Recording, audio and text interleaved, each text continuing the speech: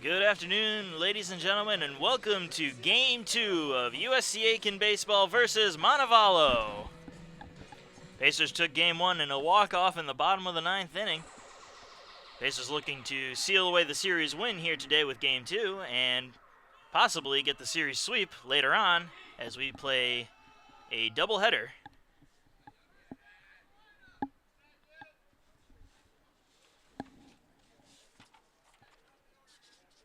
Nick Yobi on the mound for the Pacers today as he sets to deal the first pitch. And we are underway with ball one.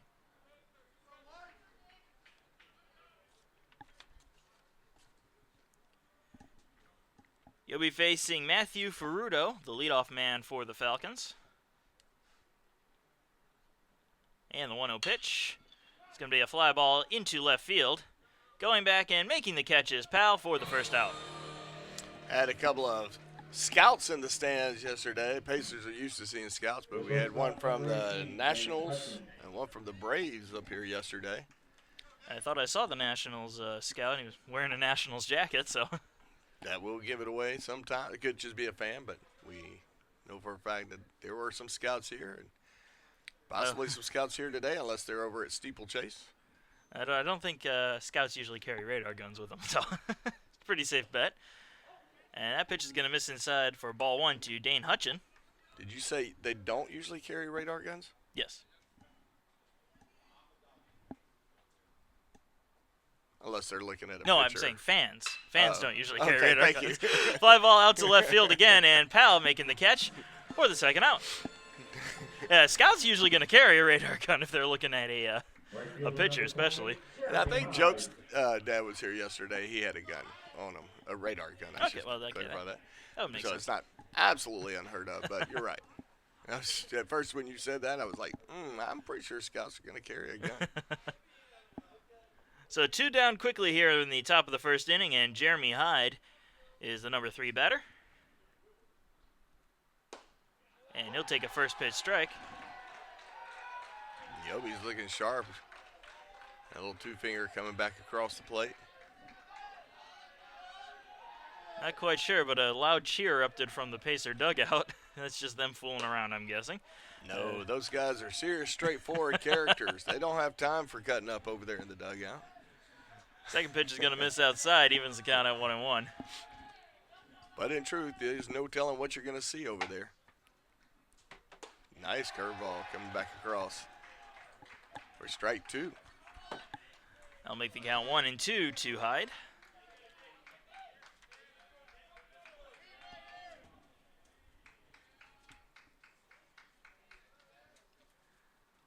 One-two pitch missing outside for ball 2. And that'll give me an opportunity to introduce the Pacer infield. Behind the plate, we have Charlie Padilla. Over at first is Brian Pereira. Second baseman, Skylar Mercado. Third base, John Banks. And Tyler Ammerman at short. Chaz Powell out in left field. Mitchell Price in center. And Zach Moon is out in right. Swing and a miss. Strike 3. And a quick 1-2-3 inning for Yobi to start off this game as we're going in the bottom of the first. No score.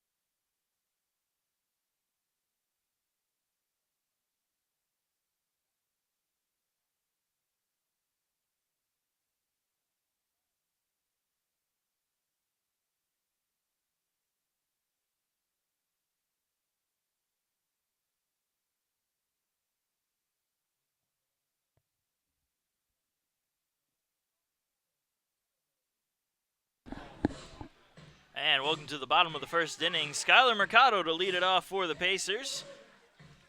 It's good to see Skylar Mercado back out there. They gave Smithers a shot at second yesterday. Did a fairly good job. Had one error that I saw. But other than that, wasn't a bad showing for the freshman. Yeah, it almost looked like a mental error. He kind of bobbled the ball, and then he lost too much going from his glove to his hand. Yeah, he had a little too much thought into the play, as that pitch is going to come inside on Mercado for ball one. It was one of those situations where he wanted to throw it home, didn't have enough time, and by the time he actually threw it to first, it was already too late. And the 1-0 pitch to Mercado. That'll also miss inside, making the count 2-0. Mercado's opponent is Aaron McRee on the mound for the Falcons today. Catching him, we have Jacob Whitting. And the 2-0 pitch right down the middle for strike one. Over at first base, we have Taylor Walker. Second baseman is Matthew Ferrudo. Over at third is J.D. Minor, and the shortstop is Dane Hutchin. And here comes the 2-1 pitch. Check swing. But he tipped it into the glove, and that'll leave the count at 2-2. Thought I just barely heard it hit the metal of the bat there. Out in the outfield, left fielder is Daniel Pardo. Center fielder, Thomas Brady. And over in right field, we have Jeremy Hyde. Mercado's going to hit one foul and keep the count at 2-2.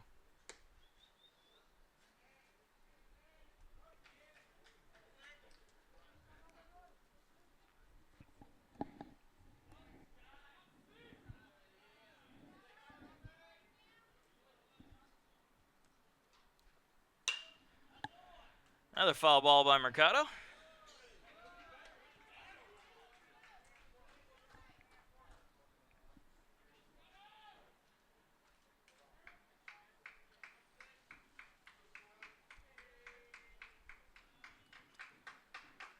Once again, the 2-2 pitch. Foul back. Mercado having a good at-bat here.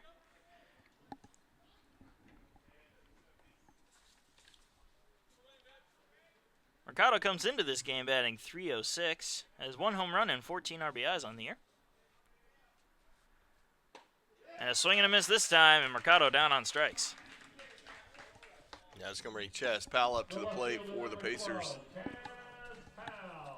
Chaz Powell batting .339, 5 home runs and 25 RBIs.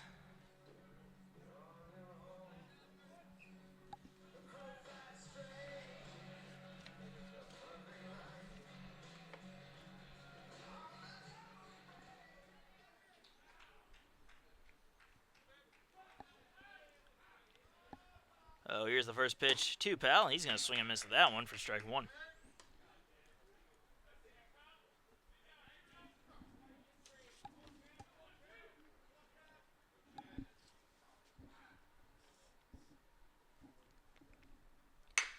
And the 0-1 pitch is going to be grounded over to second and bounce over the glove and into right field. Right off the webbing of the glove, just hit the top of it. Second baseman took his eye off of it just long enough to lose it.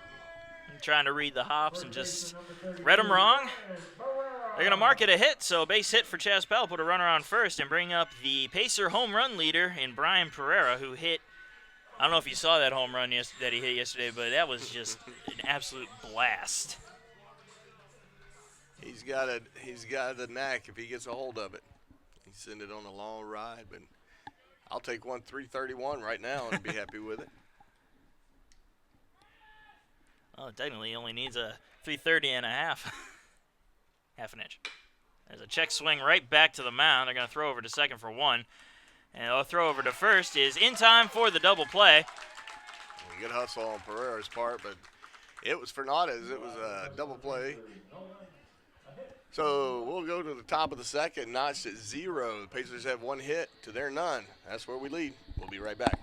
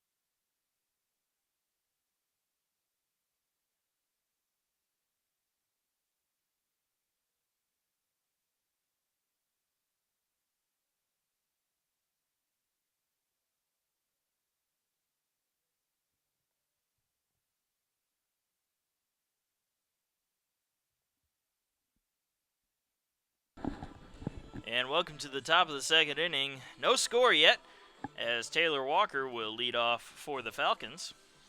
And Taylor Walker, like most first basemen, is a gargantuan of a man.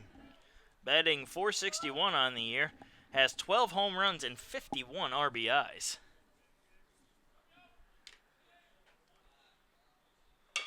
And he's going to ground the first pitch foul down the third base line. That's one of those hits that'll sting the fingertips. Luckily, it's not too cool out if it was a cold day, and it really hurt. Yeah, we're right just under 70 degrees. Threat of rain looming all around. They're saying that we shouldn't get much of it till late tonight. 90% chance of rain tomorrow. So we definitely want to knock these two games out today, so we can enjoy an Easter Sunday with our family, friends and family. 0-1 pitch, lower part of the strike zone for a quick 0-2 count.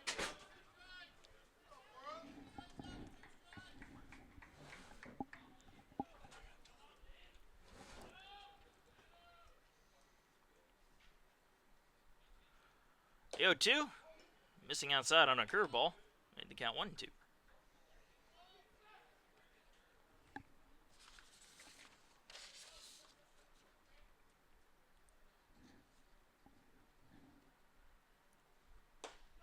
Tried to get him to chase that curveball there. They're going to appeal, but pretty much not getting He's anything ruled there. innocent. Coming into this game, Nick Yobi is boasting a 4.02 ERA and a 4-0 record in his 7 starts, and has 1 complete game. That slider just missing the inside corner of the plate for ball 3 to fill the count.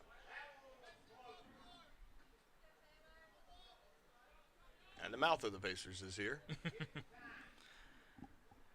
it is running. Here's the 3-2. Popped up in foul territory down the first base side and out of play.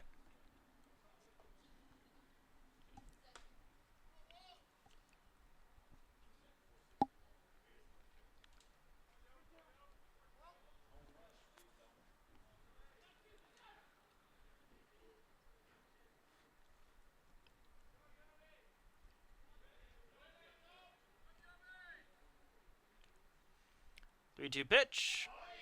Missing inside, and Walker will take a walk down to first. And Walker flipped his bat and it went all the way into his dugout. It just kept catching end over end over end over end, and he kind of gives a little "my bad" to his teammates. I'm sure they were ducking out of the way. I was going to bring Colin Beasley up to the plate. I apologize for that. That's Daniel Pardo.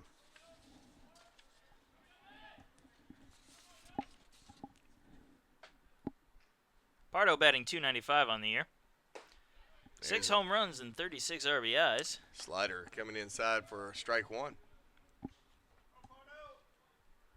Looking at the stat sheet here, the Falcons have a lot of triples.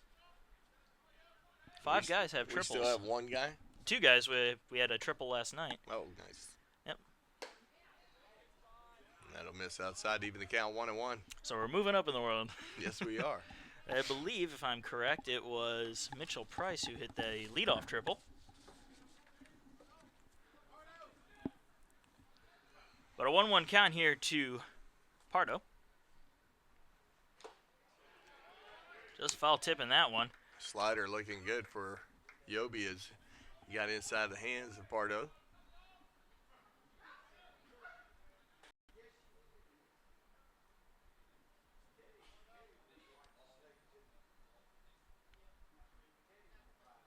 And the 1-2. Fouled off. And we'll keep the count at 1-2. Hunter Hubbard out there trying to play fielder, even though has his glove on now.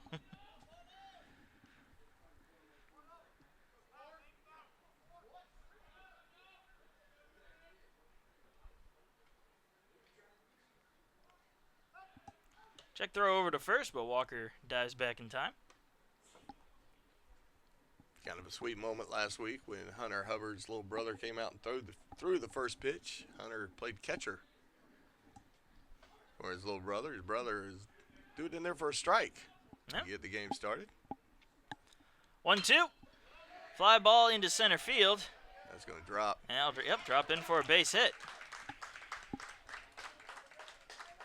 There'll be runners on first and second with nobody out, and Thomas Brady coming to the plate. The center fielder, number 9, Thomas Brady. Those are the worst kind of hits when you're an outfielder. You're out there, you stretched, you feel like you're warm, but then you got to chase down that first ball and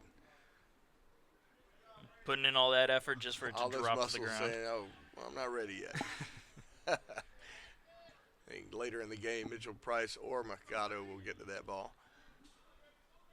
Were it to happen again.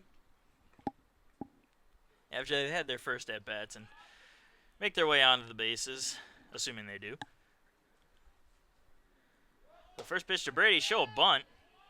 It's going to be down the middle anyway for strike one.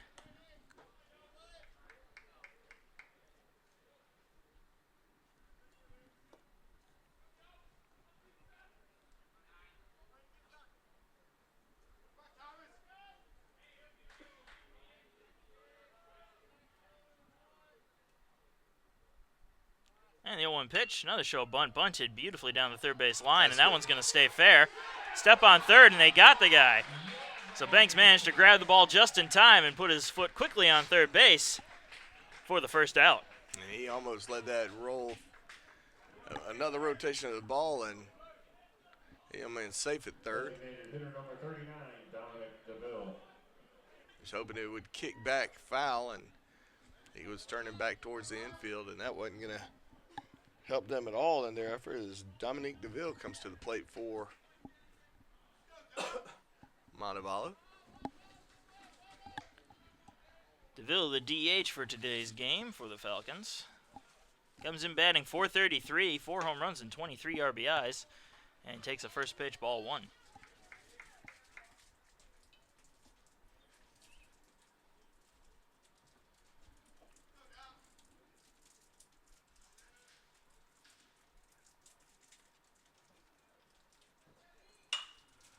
Be a fly ball into right field. Moon tracking it down and making the catch. And the runners are going to stay right where they are as Moon rockets it in. Showing a little bit of that arm on that throw. I was kind of curious to see how his throw was going to look, but that was a good-looking throw from Zach Moon. Yep. Used to playing behind the plate. But playing a little right field this year.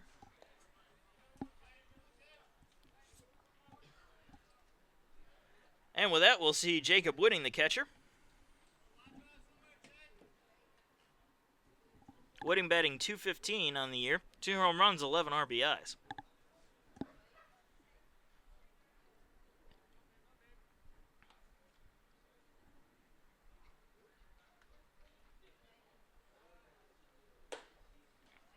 Missing with that slider, just a bit outside for ball one.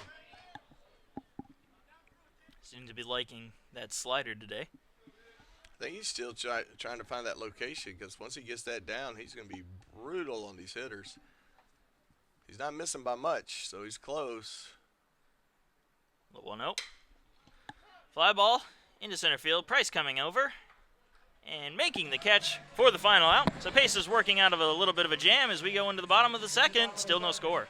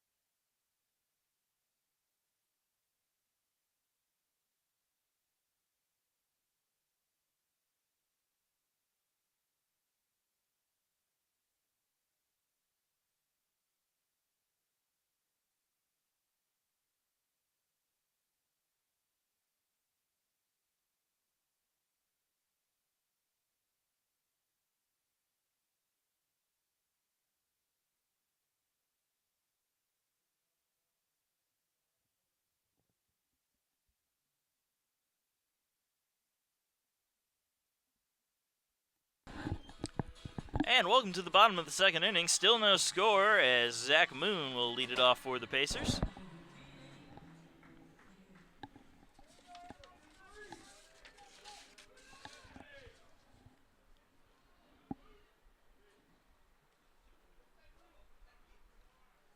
First pitch to Moon.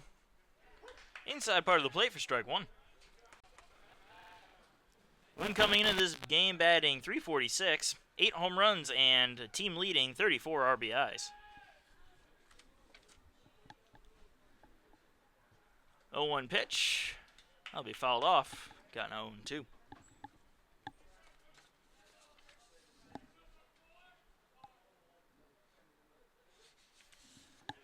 Starting pitcher for the Falcons, Aaron McRee, has a 2.17 ERA, a 5-1 record in his 6 starts and 8 appearances, and has 2 complete games. A swing and a miss there by Moon for the first out and the strikeout. And I'll bring up game hero Max Schoen up to the plate. Schoen with a base hit, bottom of the 9th inning to bring in the game-winning run. And yet his average still went down. No, I think it was his only hit of the game. No, he 2 for 5 last night. I guess when your batting average up in the 500s, 2 for 5 will bring it down a little bit. The only drawback. 1-0 count to Schoen. And that pitch coming inside there. Schoen having to get out of the way. McCree obviously remembering last night's last at bat. And both of those pitches are coming inside on Schoen. We'll see where this one goes. Well, McCree's been starting most of his batters inside and then working his way out. 2-0. Ooh, that was a nice pitch there inside, and Schoen went for it. 3 straight pitches on the inside. Might look for something low and away.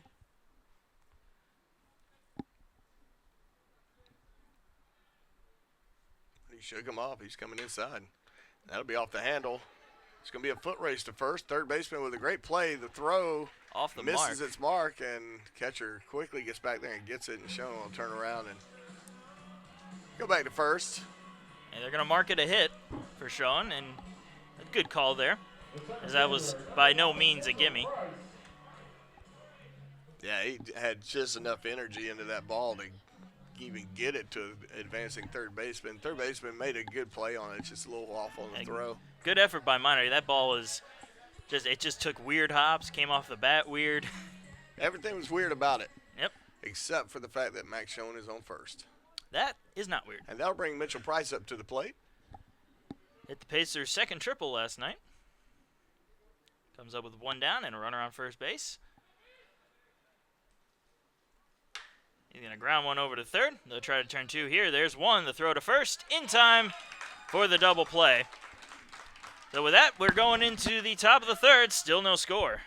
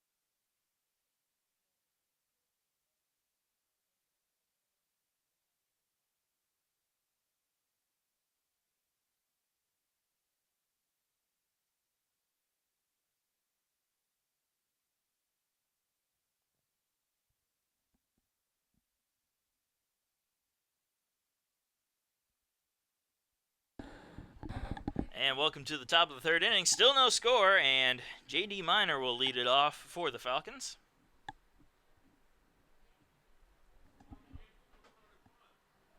And he'll swing at the first pitch and ground it up the middle for a base hit.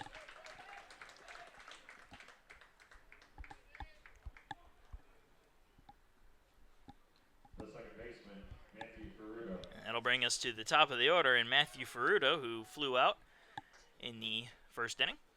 Mercado looks like he's tweaked his right knee a little bit on the pursuit of that ball. He took a weird angle at it. He kind of went straight at it. Had he gone away from it a little bit as he's pursuing it, probably gets that ball. We'll see. We'll pay attention to his knee as we go.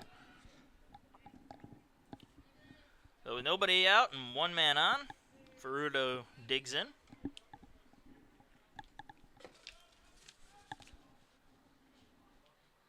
Ferrudo batting an even .300 coming into this game. One of the Falcons that has a triple and 2 home runs and 13 RBIs. Grounded to third. Banks will throw it over to first, drawing Pereira off the bag, but Pereira is able to apply the tag for the out. Unable to pull the double play here as Minor was already taking off for second. But the Pacers will get one, and that's what really counts. And we'll make that what counts. I'll tell you what, number 28 for these guys looks like a man, Jeremy Hyde. Full beard, yeah. But Dane Hutchin comes up now with a runner on second and 1 down.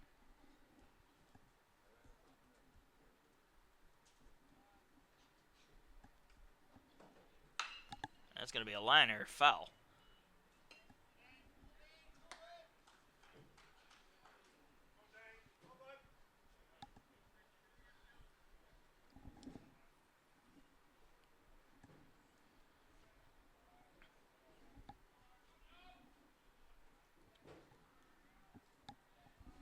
Oh, 1 pitch. Just missing a bit low. Evens the count at 1-1.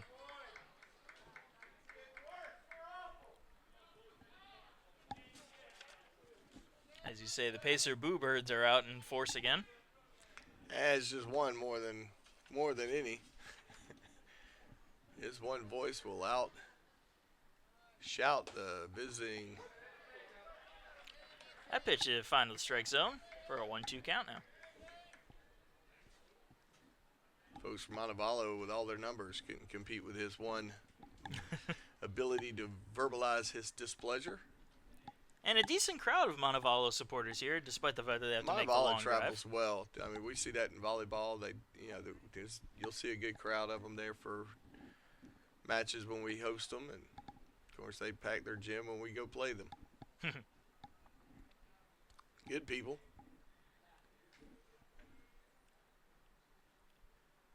1-2 pitch. That'll miss inside and low.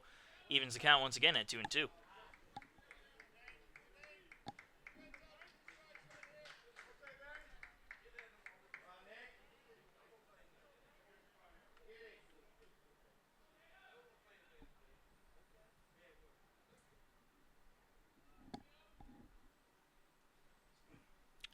Two pitch.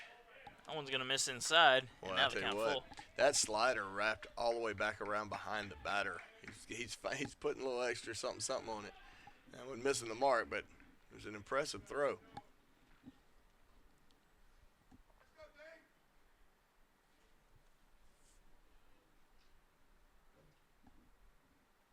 Three-two pitch. That'll be grounded up the middle and into center field for a base hit. They're gonna wave the runner around third.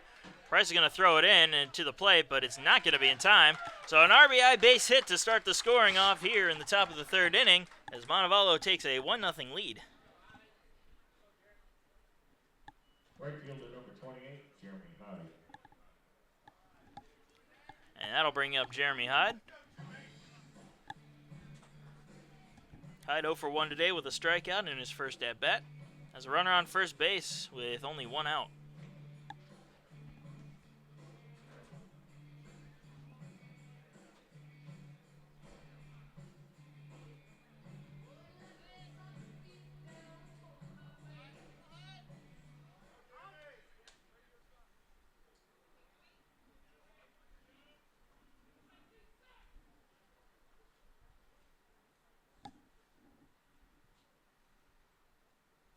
Swing and a miss there from the first pitch for an 0-1 count.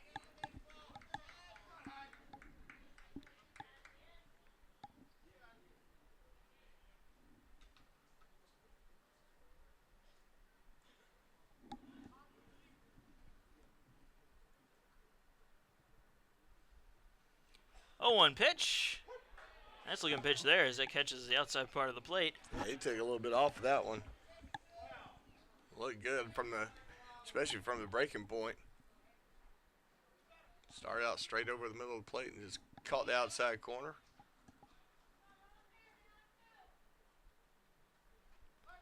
Check throw over to first there, but Hutchin able to dive back.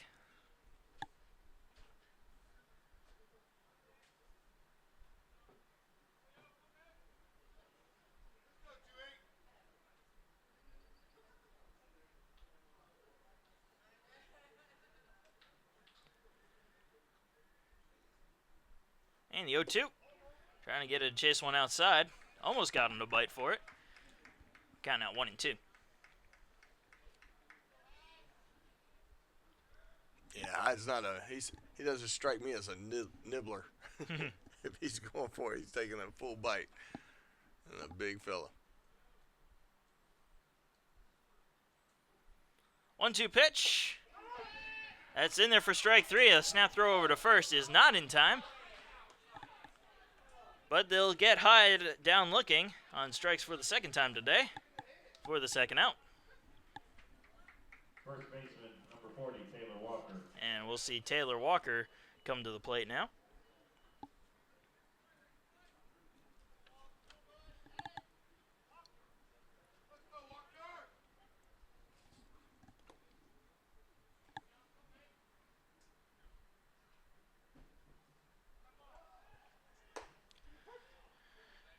Check swing, looking like it went around, and it'll be in there for strike 1. Padilla thought about throwing it over to first, but kind of lost the handle on the ball.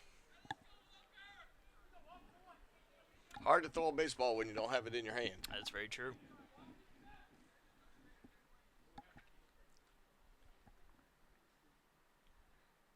And the 0-1. That one will find the strike zone, and the count is now 0-2. Tell you what, he can do he can have a lot of fun with that two-finger fastball, the way it breaks back inside on righties, and that little slider he's got breaking away from him. Here's the 0-2.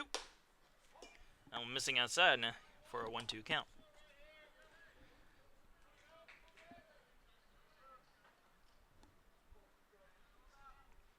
Of course, if he hangs any of those up there, any of these batters could have a field day with it. Especially the one at the plate right now. Very dangerous hitter. That one will miss outside for an even 2-2 count.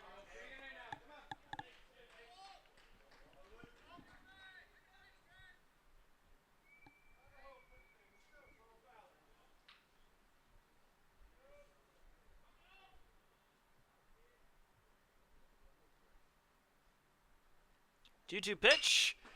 That's going to be hit into right center field for a base hit. And they're going to send a runner over to third. And that'll put runners on the corners with 2 away here in the top of the 3rd inning.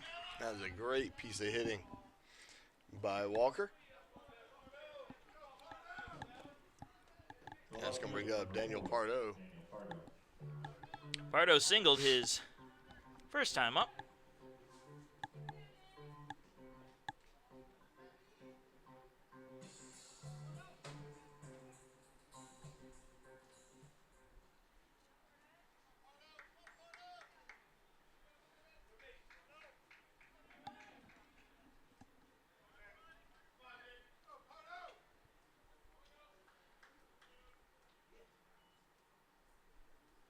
First pitch to Pardo, inside for ball 1.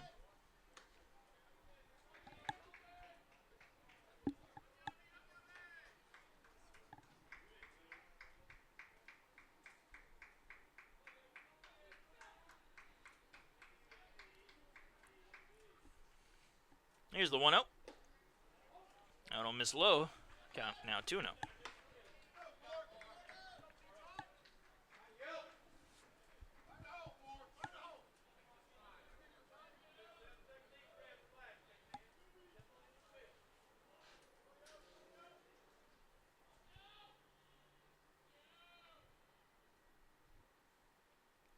2-0 pitch. That'll be fouled off. Made the count 2-1.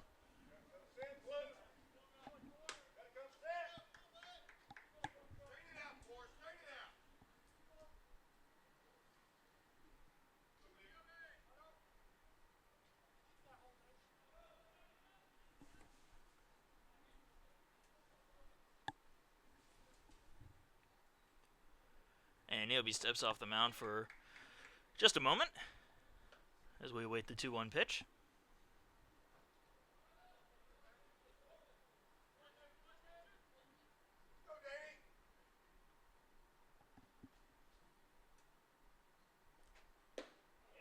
Two one missing inside. Count now 3-1. 3-1 pitch. You kind of give the batter his choice. If it's what you're looking for, swing away. But then again, you want to see if this guy can throw another strike. And here comes the 3-1. That one's going to be hit up the middle for another base hit, and that's going to score one. Montevallo taking the 2-0 lead here in the top of the third on that 2-out base hit. Center fielder number 9. That's going to bring up Thomas Brady to the plate. Brady grounded into a fielder's choice on an attempted bunt, a very nice bunt. But it just rolled a little too fast and a little too far.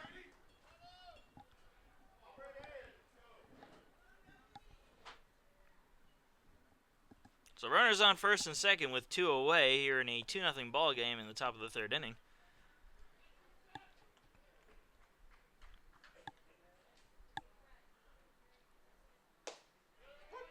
First pitch to Brady finds the strike zone for strike one.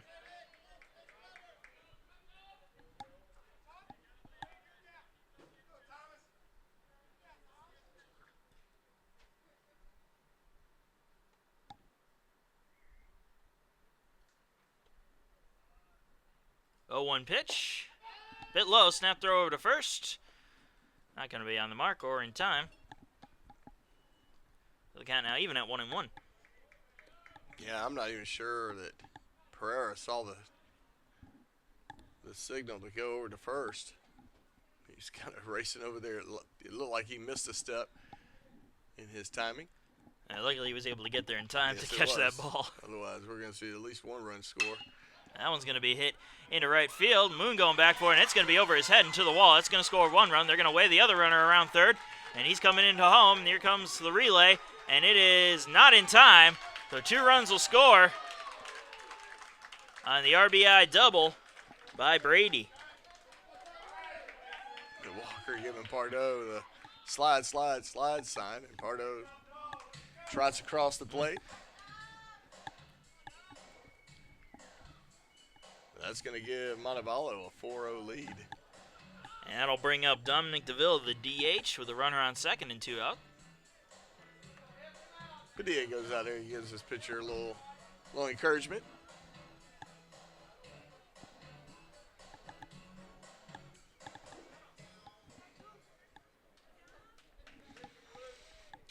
DeVille flew out back in the second inning on his first at-bat.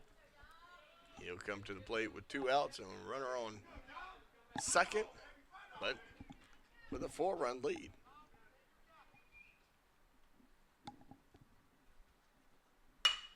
That's going to be a ground ball up the middle past the diving Ammerman and into center field. And they're going to send the runner around third, and he's going to come home, sliding safe in at the plate. And Montevallo now leads at 5-0.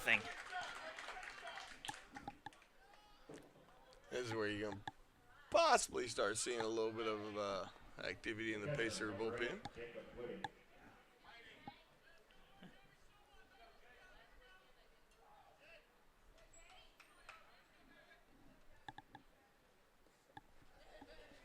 Yeah, you're definitely going to see a visit from Nolan Belcher, the pitching coach for the Pacers, as he goes out to the mound to encourage his people. I'd like to take a second to thank Quality Inn and Suites for their sponsorship of Pacer Athletics, along with South Carolina Education Lottery. Denny Michaelis, insurance needs being met by people all over Aiken County. Tyler's Tire and Auto, former softball player and alumnus. owns that business. And, of course, Bronze Body Tanning Salon. And last but not least, Fats Cafe, host of our Coach's Corner on Mondays. This Monday, in fact, is going to be Coach Kenny Thomas. So at 6 o'clock. So race to your computers or Roku's or whatever. Jacob Or come on down and join us. That's right. Have a few wings. Jacob Wooden coming up to the plate now with a runner on first and 2 down. And he's going to swing at the first pitch for strike 1. 4 of the 5 runs scored in this inning have come with 2 outs. So they're having a 2-out rally going here.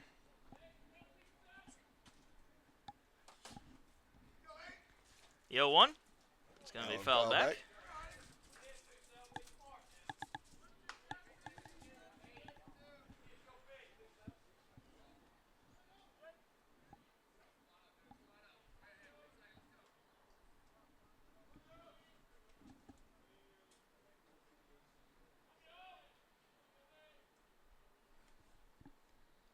0-2 pitch.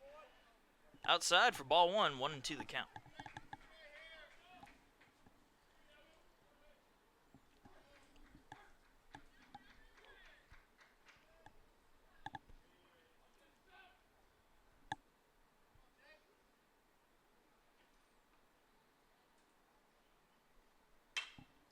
Check swing, but it's lined right at Pereira for the final out.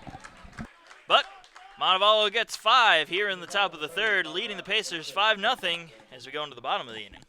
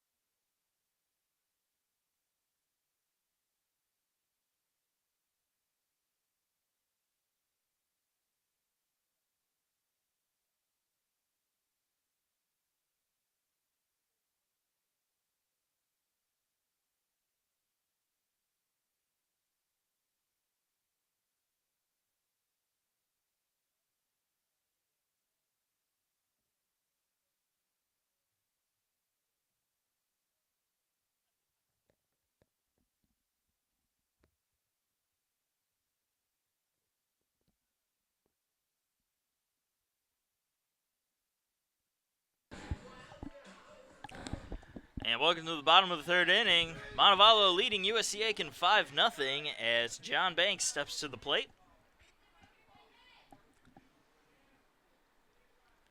First pitch to Banks. Inside part of the plate for strike 1.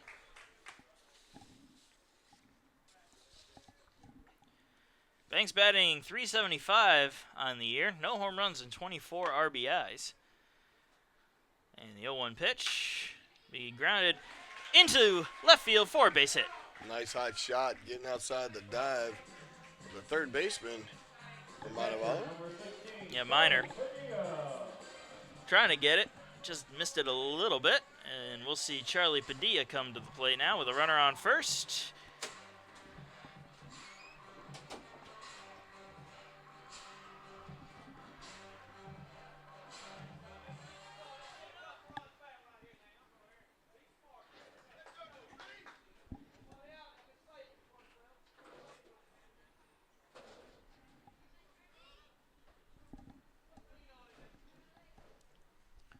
First pitch to Padilla is in there for a call strike one. McCree throws us. He's got such a smooth throwing motion. He doesn't really give a lot of heads up on what he's about to throw.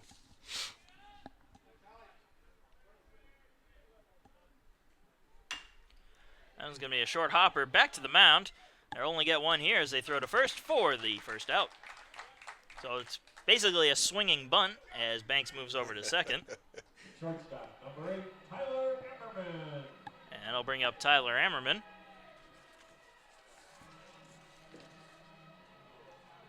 Ammerman batting .250 on the year. Has one of the two Pacer triples, 2 home runs and 17 RBIs.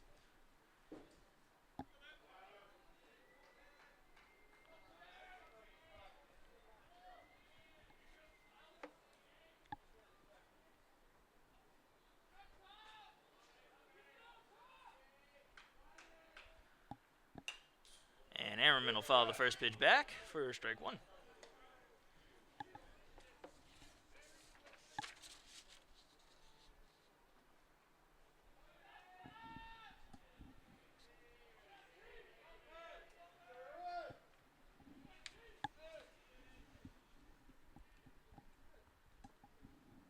Oh, 1 pitch. Right down the middle. Kind of quickly 0-2.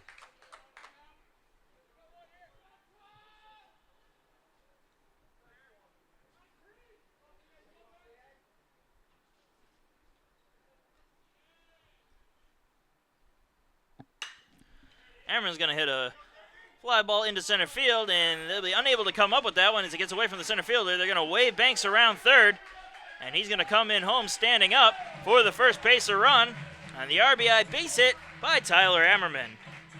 That was a good hit. Good effort by the center fielder. It was one of those do-or-die, go-for-it moments.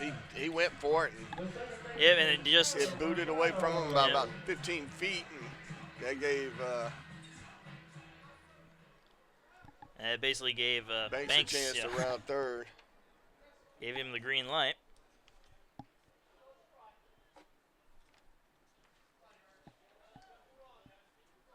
That was Brady out there in center field who booted that one, as that one's going to be grounded slowly to short. The throw to first in time for the second out. And shortstop didn't have a whole lot of options there. He had to just go for the easy out as he was. Yeah, Hutchin had to charge that one hard and get it over to first fast. And that'll bring up Chaz Powell after Mercado grounds out.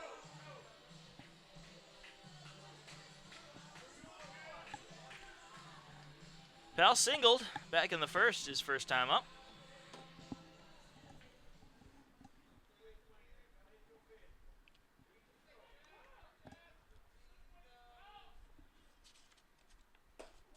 Taking that ball inside, right off his belt. He likes to throw inside, and it's been effective for him today. He's fearless. A lot of pitchers avoid that inside pitch. There's a lot of money to be made in there for batters if the pitcher's not careful. That one's going to be grounded into right field for a base hit. And they're going to wave the runner home. Here comes the throw at the plate. That's going to be way off the mark. And Powell is going to slide into second base on the throw for another RBI single. So Pacer Bat's finding a bit of life here. Chaz Powell with his little jig at second.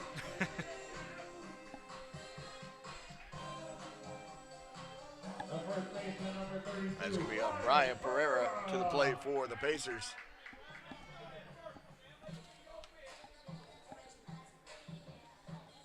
And Pereira leads the team in home runs this year with 9 of them and 27 RBIs. Also has a .342 batting average. Don't think I gave his stats when he first came up. I think we got hung up on his home runs. That's true. Well, I mean, they have been very impressive. So runner on second with 2 down. Pacers having their own 2-out rally here. As that one is going to miss inside for ball 1. I guess we can call we could call it a 2-out rally if they manage to score another run here. I'm looking at the score sheet and they've only scored 1 run on 2 outs. Oh, the Falcons? No, the Pacers. Gotcha. That one just a bit low. for a 2-0 count. Yeah, Falcons scored 4 of their runs on 2 outs, so that you can pretty much call a 2-out rally.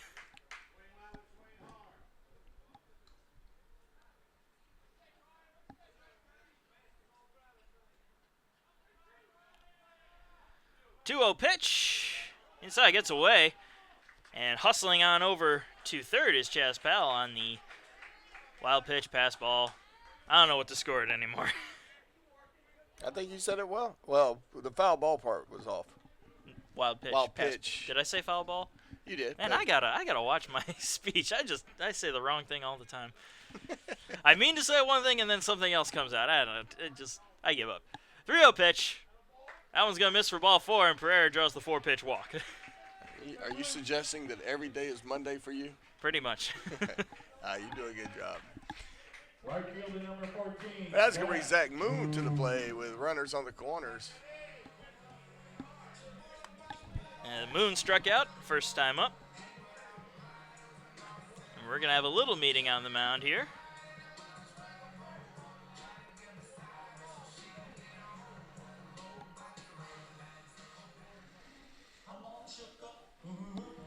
Yeah, Moon's got to be a little bit of an epiphany or a little bit of an enigma to pitchers right now. Earlier, you're kind of not wanting to go at this guy, but he's been struggling at the plate lately, and I think he just needs one good hit to get his confidence back. And well, he did get a grand slam against Payne. That probably gave him a little boost, but I'm sure he wouldn't mind because in that grand slam, Pacers are already well ahead. If he gets a good hit here, that'll definitely be a confidence booster when you're behind and you can help with a comeback. Right, and he submits that he is not pressing, as we would be inclined to believe, and maybe he's in denial on that, but it just comes down to pitchers are. Yep.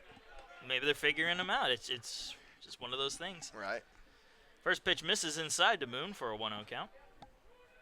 That's one way to avoid him hitting the ball. That's very true. 1-0. Be a slow hopper to short.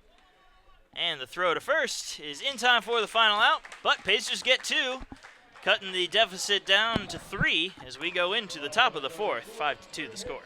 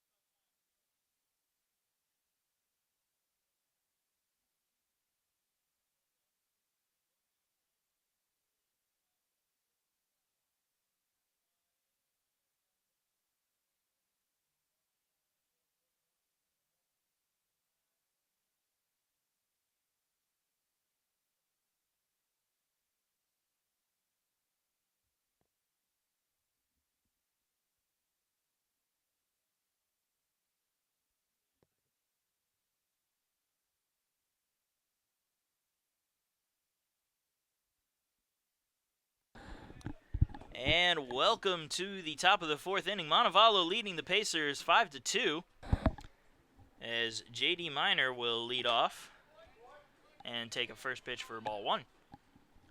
Minor leading off this fourth inning, also led off the third inning as all 9 Falcons came to bat in their 5-run third. And the 1-0 popped up. Foul territory down the first base side. Pereira looked like he has a beat on it, and he will make the catch for the first out. Sudden drop in temperature. That means the rain might be right around the corner. You're actually watching the entire bullpen of the Falcons get underneath one of the tents set up in the picnic area.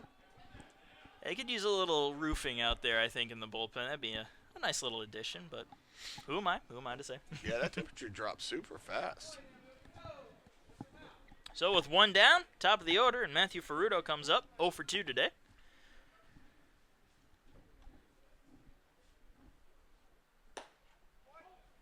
And the first pitch is going to miss for ball 1.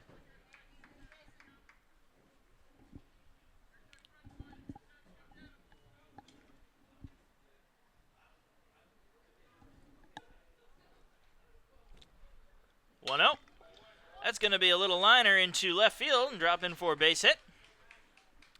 And Ferrudo was thinking about second. Had to put on the brakes pretty hard there and hustle back to first.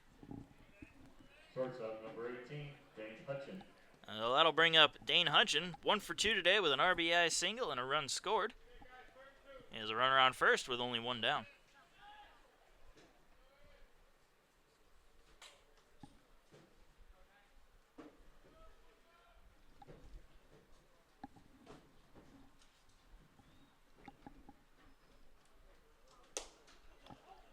And the first pitch to Hutchin is outside for ball 1.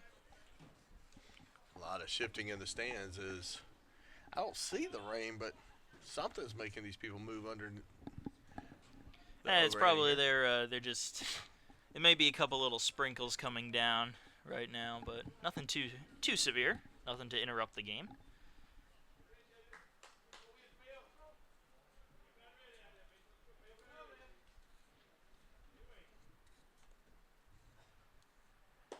And the 1-0 will miss a bit low for a 2-0 count. There, he could use a good dousing, but if he could hold off till tonight, that'd be great. Handle some of this pollen. You would, as much as I have in my lungs alone, I can't believe there's still an issue of pollen as that ball's fouled out of play, making the count 2-1. I feel like I have ingested more than my share of pollen. Yep, pretty sure the entire area has. People still having to brush off the seats every day before the games. So a 2-1 count to Hutchin.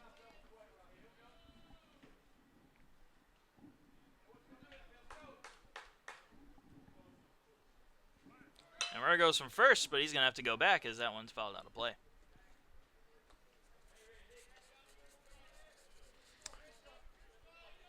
The Dodgers t-shirt. Don't see that often here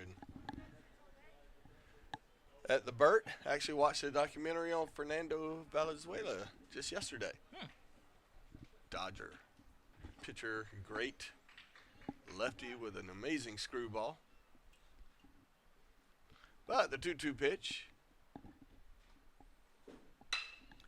Fly ball into left field. Powell chasing after it, and he'll make the catch for the second out. I don't know too many Dodger pitchers out there. I see some people coming in from Steeplechase.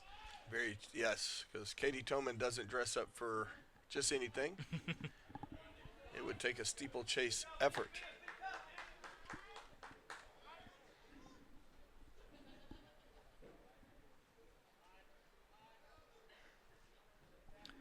So Jeremy Hyde coming to the plate now. Struck out twice today in both of his at-bats.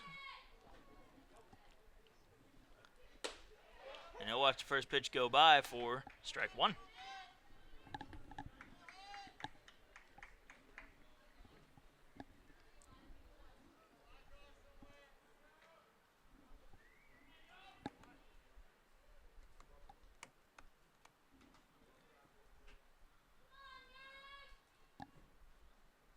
Oh, 1 pitch.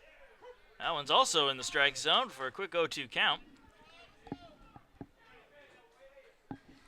Hyde was less than pleased with the home plate officials' calls on his last at bat, and he looks even less thrilled this time around.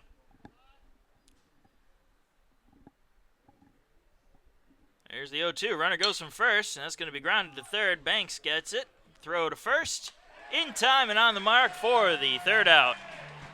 So Pacers get out of this one without getting up a run, and we go into the bottom of the fourth. They still trail 5-2.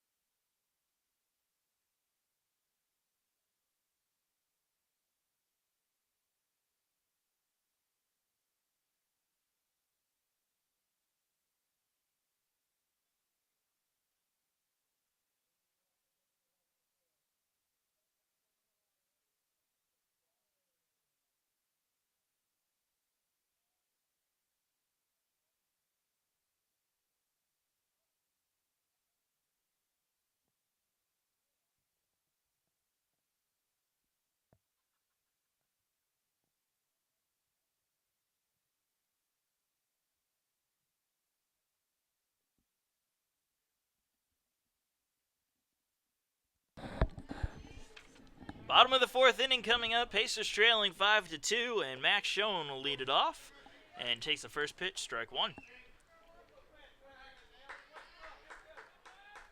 Max Schoen out of my home state of Colorado, representing big. And the 0-1. Fly ball into center field. Coming on and making the catch is Brady for the first out. And that's going to bring Mitchell Price up to the plate for the Pacers. Price grounded into a double play his first time up. I actually created a meme in honor of Max Schoen. Oh, no. Heroic efforts last night.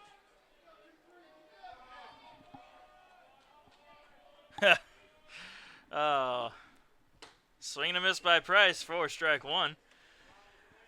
I don't know if you should show Mr. Norris that at all, but Jack Norris is 142 years old. I'm pretty sure there are strings operating to keep him in movement. My fear of Chuck Norris is no longer as that ball's hit well into the gap. That's got the right fielder chasing all the way to the wall, and Mitchell Price is going to end up on second. Nope, he's going to try to get our – he's going to have to slide quick, and he's in for our third triple of the season. Third triple of the season, his second in 2 days.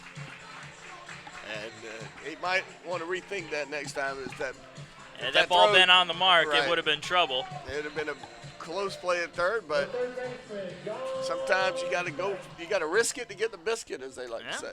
Hey, he gambled and he won. That brings Jonathan Banks up to the plate.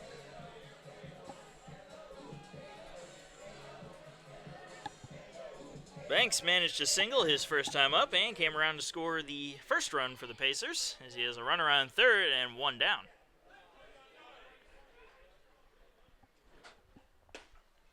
First pitch is in there for strike one.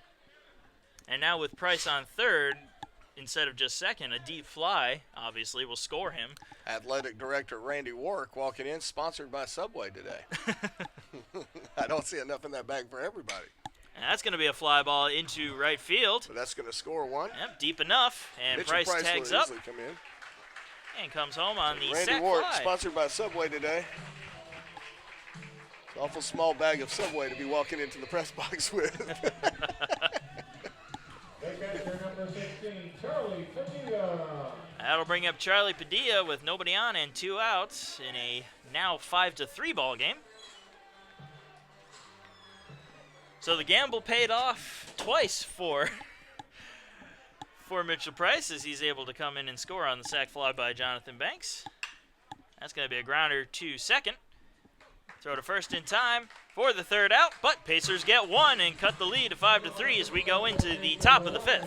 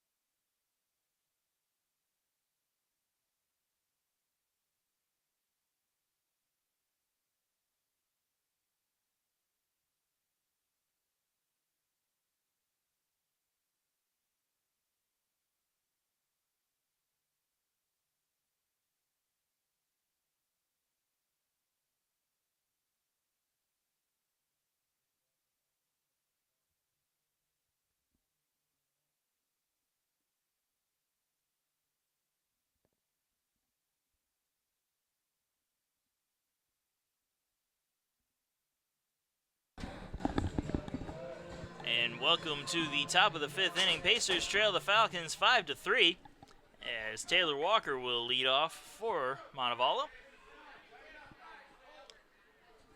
Walker is 1 for 1 today with a single, a walk, and a run scored.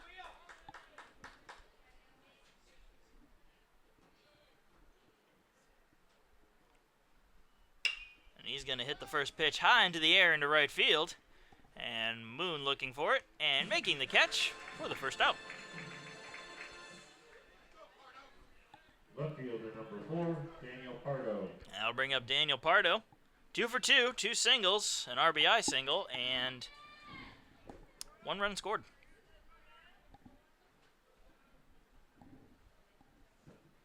It's nice to see the Atlanta Braves scout mixing it up well and friendly with the Washington Nationals scout. And division rivals. They're probably here looking at the same players. Who's going to get who? The answer? It may not even be either of them. So a 1-0 count to Pardo.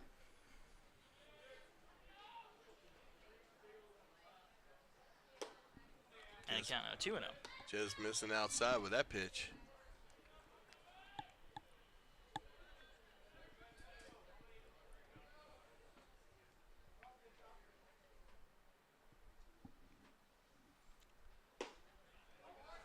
And a check swing there, but the count 3-0.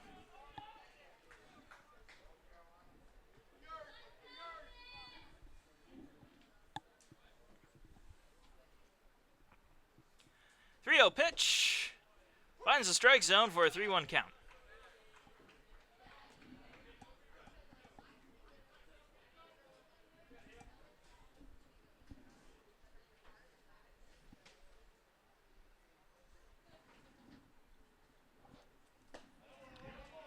And the count now 3-2 as that one finds the strike zone.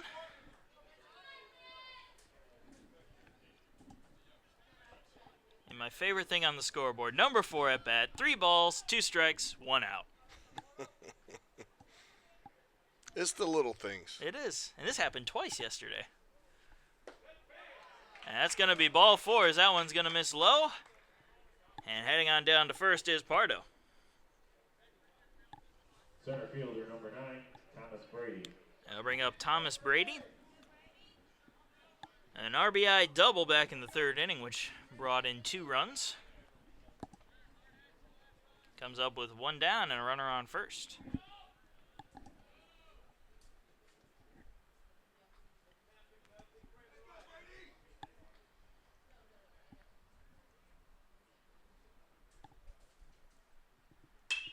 And he's going to hit one into the gap in right center field. That one is going to drop in for a base hit. He was thinking about 2, but he's going to stay at first as Pardo moves over to 3rd.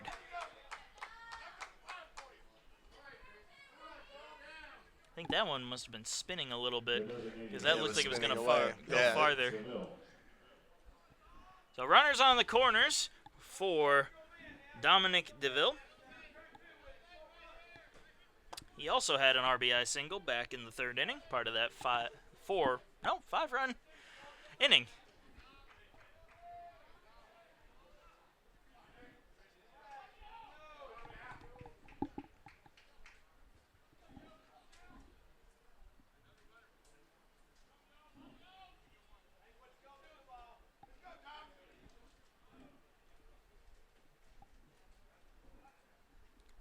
And Yobi steps off the rubber for a moment, sending the runners back to their bags.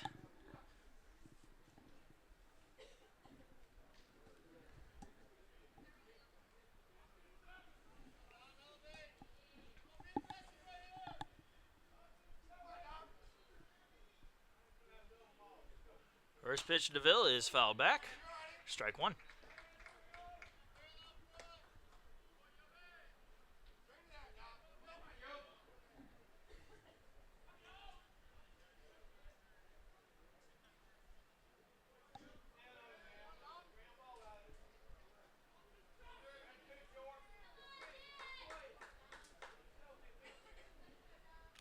Oh, 1 pitch. Missing just a little bit outside. Evens the count at 1-1.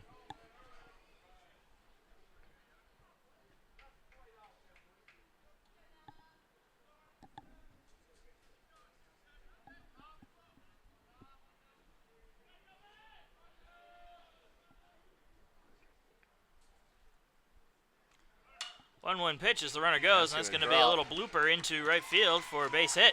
That's going to score 1 run, and there'll still be runners on the corners with 1 out on the RBI single by DeVille. With that, Falcons increase their lead to 6-3 here in the top of the 5th.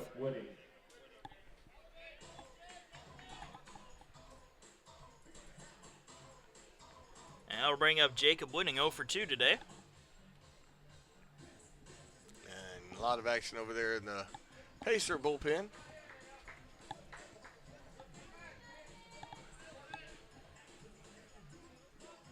Looks like it might be Cole Lee, and I can't make out the other.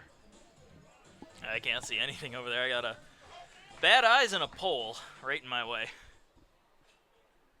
And we're going to have a moment here as Kenny Thomas comes out, and he's making the call to the bullpen. So we're just going to take a short break here while the new pitcher warms up. We'll be right back.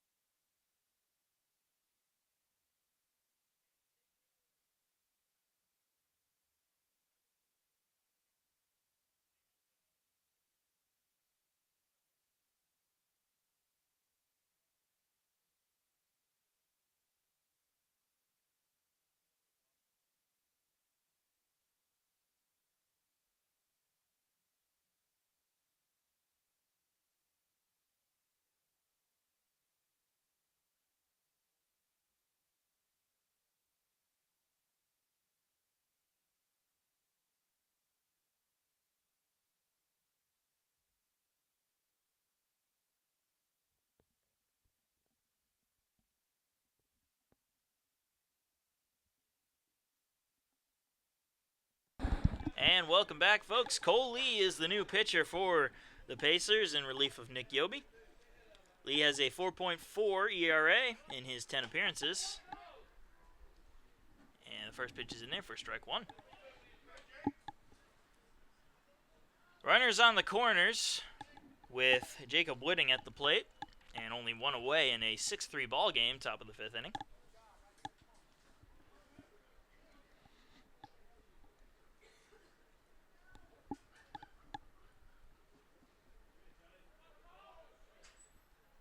And the 0-1 pitch, show a bunt, and it's going to be bunted just foul.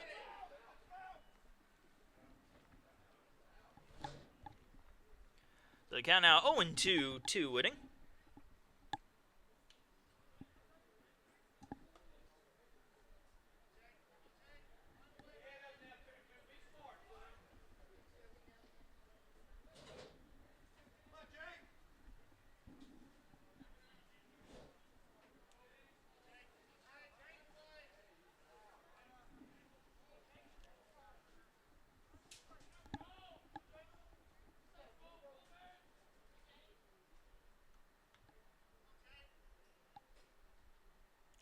Here's the 0-2. That's going to be hit into center field, and it'll drop in for a base hit. That's going to score one run and extends the Falcon lead to 7-3. The third baseman, J.D. Minor.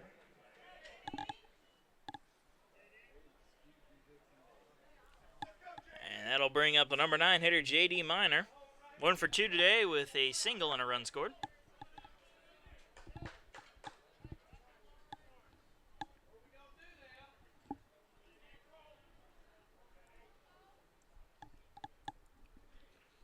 And he shows bunt. And there's a snap throw over to first, and it is in time. And they will pick off Whitting over at first. Whitting had gotten way away from the bag. That'd be one of the things, one of those moments where the coach wants to talk to him a little bit. You want to go for it, but you don't want to sell out quite that quickly. And he realized he was out too, and he got tagged. He kind of just laid there face down in the dirt for a moment. As that pitch is in there for strike two.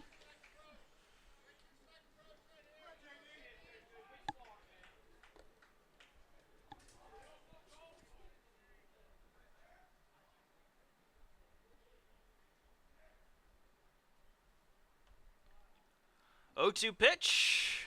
Foul back. I'll keep the count where it is.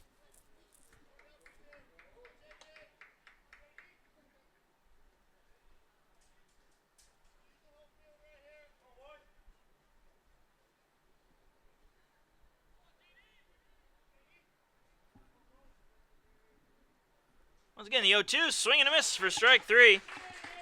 And Minor is down on strikes, but Falcons get two and have a 7-3 lead on the Pacers going into the bottom of the fifth.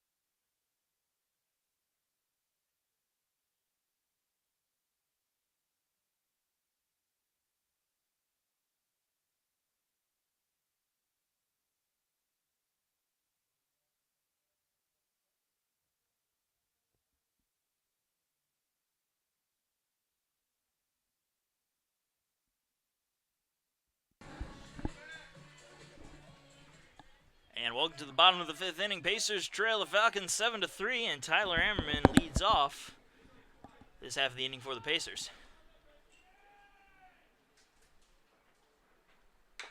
And he's going to ground one foul for strike one.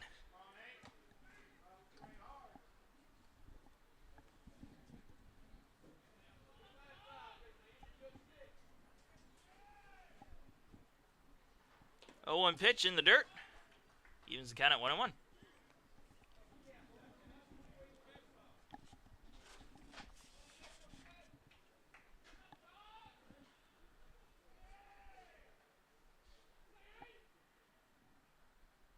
One pitch. Popped up. Gonna stay in the infield there. That one's gonna be caught by Minor, making it look a little more intense than it really was. But he gets the catch and the out for one away here in the bottom of the 5th. That's going to bring Skylar Mercado up to the plate. Mercado 0 for 2 today with a strikeout.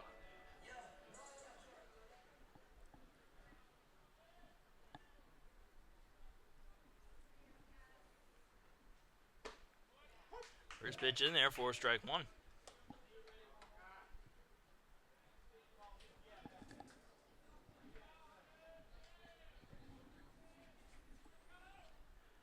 Oh, 1 pitch. Be grounded into left field for a base hit. And third baseman was playing up a little bit, and that's probably what cost him that shot at the ball. So with 1 out, there's a runner on first, and Chaz Powell comes up 2 for 2 today with 2 singles, one of which was an RBI.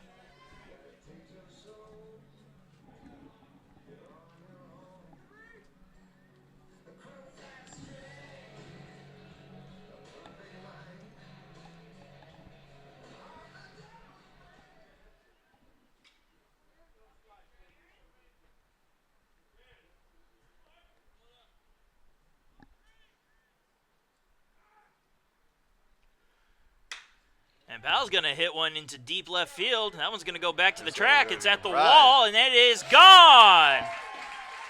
A 2-run home run by Chaz Powell cuts the Montevallo lead to 7-5. And I got to tell you, when he hit that, it didn't sound like it was going to travel like that. But Yeah, but just goes to show you, every now and again, they can surprise you. So with that, the Pacers are right back in the ball game as Brian Pereira comes up with nobody out and 1 out.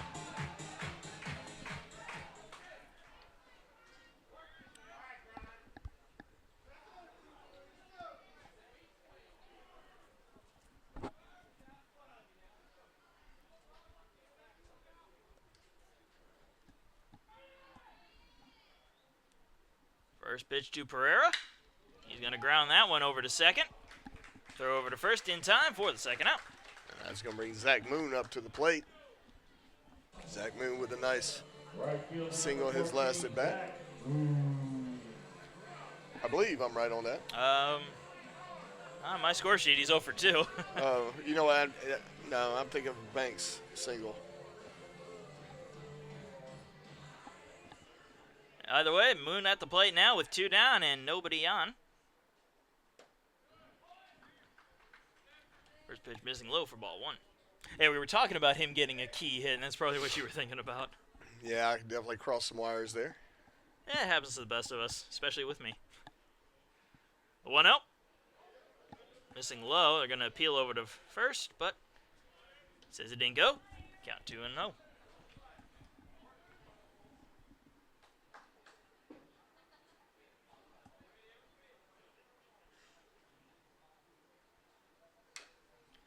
That one will be fouled. And the count on 2-1.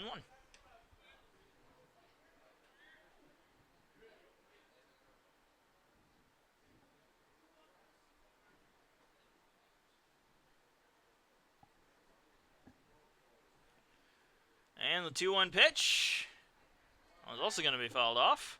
He was the count at 2-2. Just out in front of that one.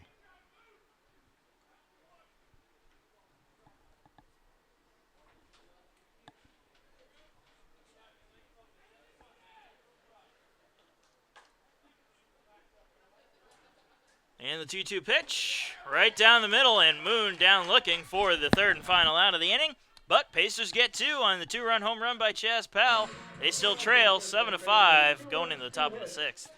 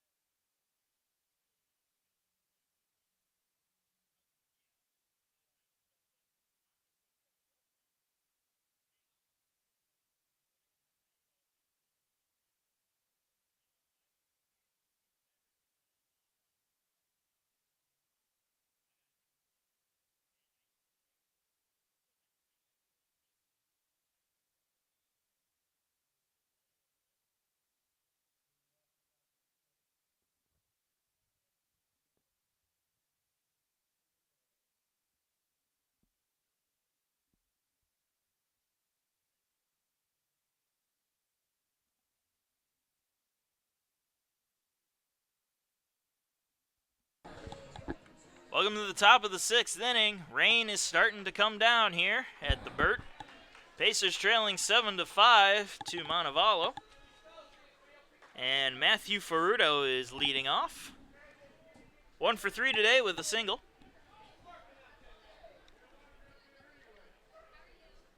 And a swing and a miss on the first pitch from Lee for strike 1. Well, maybe it was just a quick little douse of downpour. rain, yep. And it's slowed down a little bit. Just enough to smudge the pollen on our vehicles, not enough to knock it off. Also wets the infield dirt a little bit, gives it a little easier grip, as that one's a fly ball into center field. Price is going to go back for it and make the catch for the first out.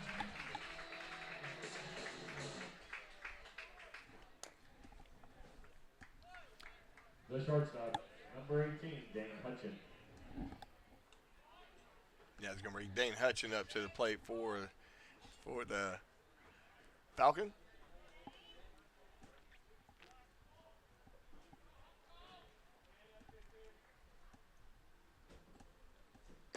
First pitch to Hutchin, misses for ball 1.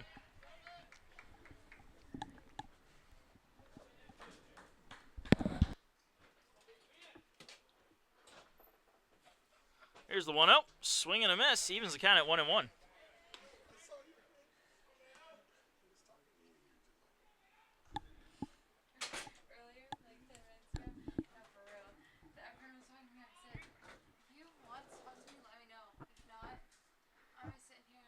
And the 1-1 pitch.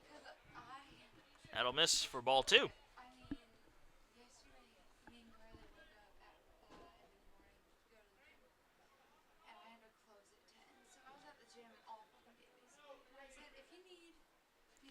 Two one in there for strike 2. Evens the count at 2-2.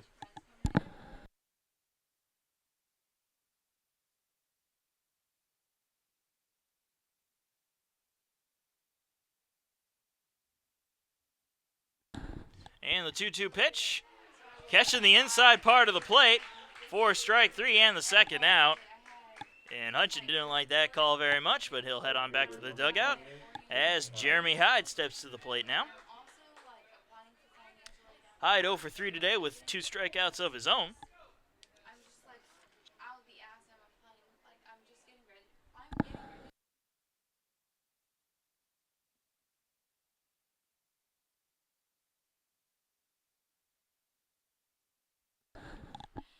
And that first pitch is in there for strike 1 to Hyde.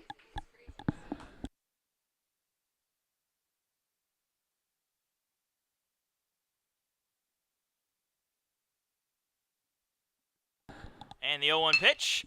That'll be grounded up the middle and into center field for a base hit. 2-out hit will put a runner on first for Taylor Walker.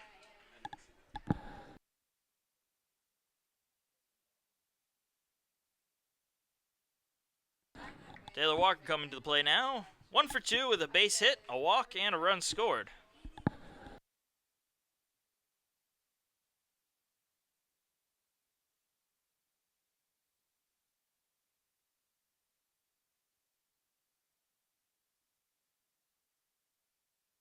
Runner goes from first. The throw to second is in time. So caught stealing is Hyde for the final out. As we're going into the bottom of the 6th inning, Pacers still trailing 7-5.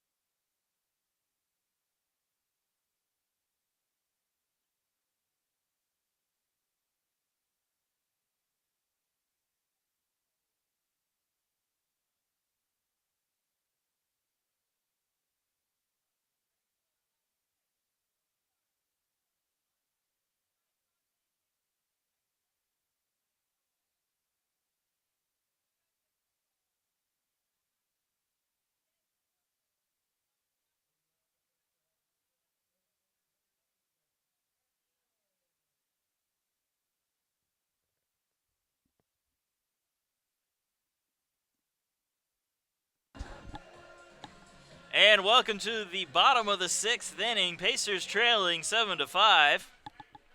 Leading off is the ever-dangerous Max Schoen.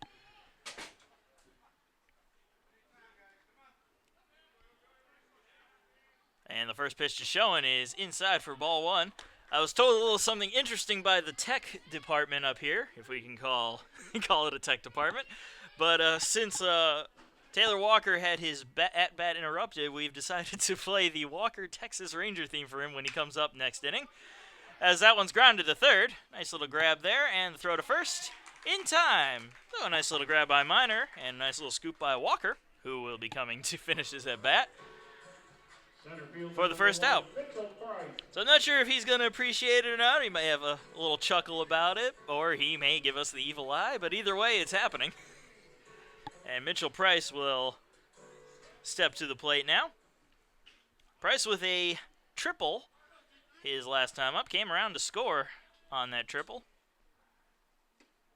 And he'll take a first pitch for strike 1.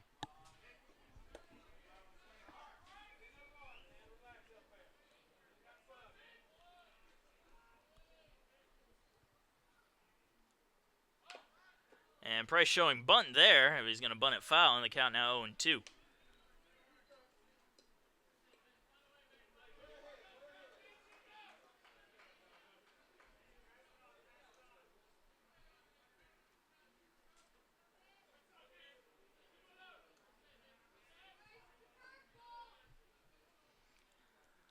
O2 pitch in the dirt and outside. That'll make the count 1-2.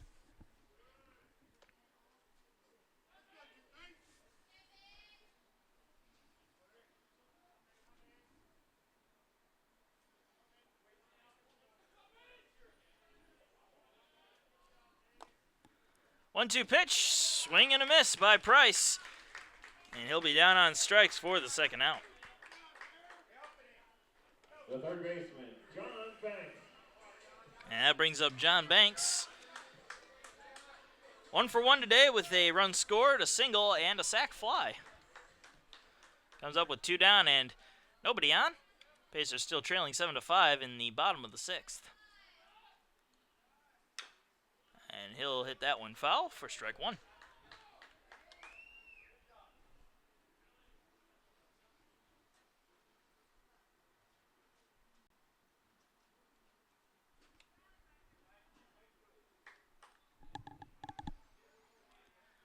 Oh, 1 pitch in the upper part of the strike zone. Count now 0-2.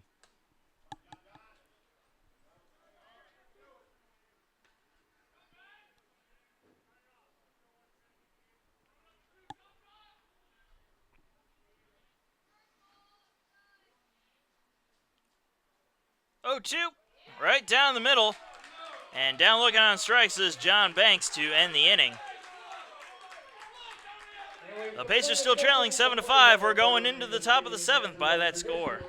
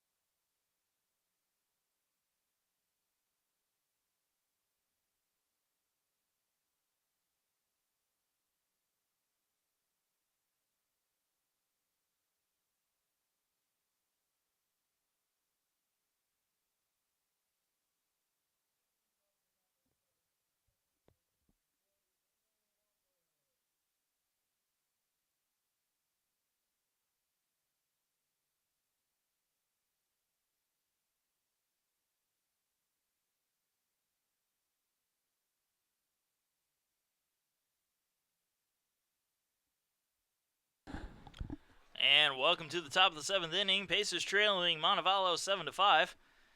Taylor Walker at the plate to finish his at-bat, which was interrupted when Jeremy Hyde was caught stealing. And first pitch is going to go by on a check swing. And the appeal was upheld, so ball 1. And the 1-0 finds the strike zone, evens the count at 1-1.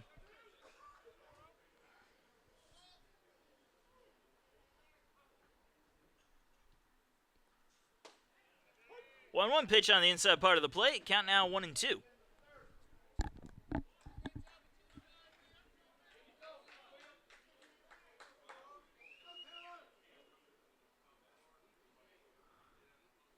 One-two from Lee. He'll be inside. And I'll even the count at 2-2.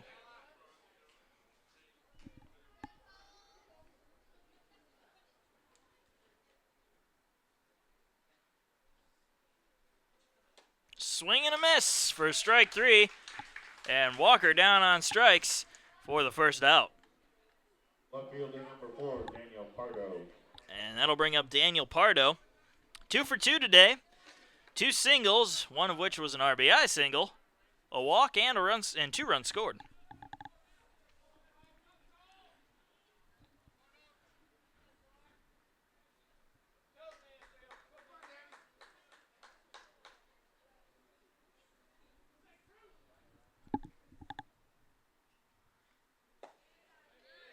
And the first pitch to Pardo was in there for strike 1.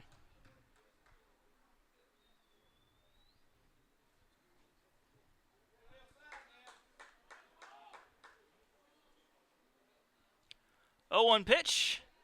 I'll miss outside to even the count at 1-1.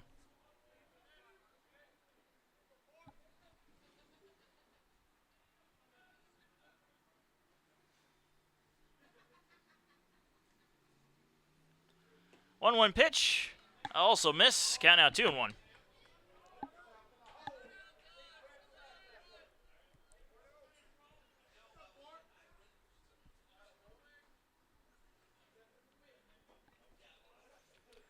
Two one from Leap.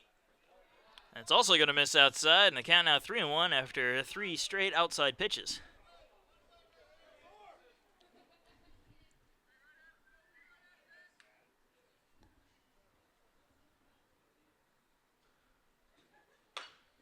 And the 3-1 pitch will be grounded foul, making the count full. Oh, would you look at that? There it is again for the second time today and the 4th time in this series. Number 4 at bat. 3 balls, 2 strikes, 1 out.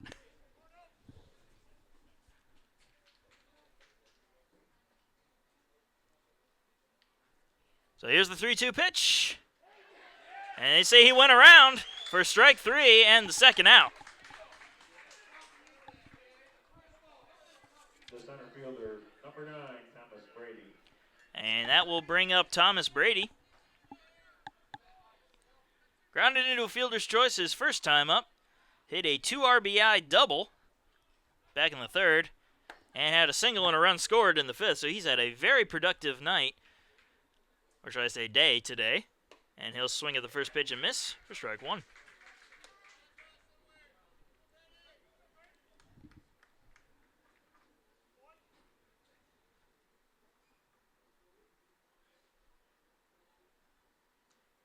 Oh, 1 pitch, swing and a miss, got him chasing one way out of the strike zone. And the count quickly 0-2.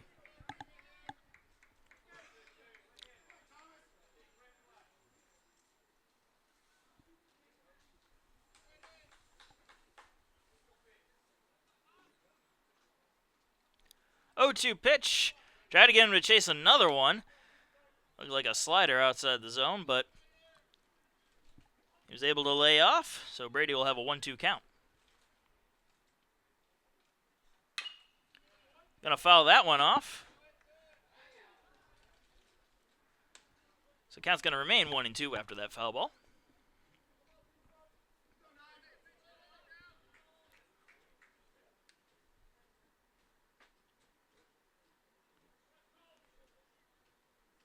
One-two pitch.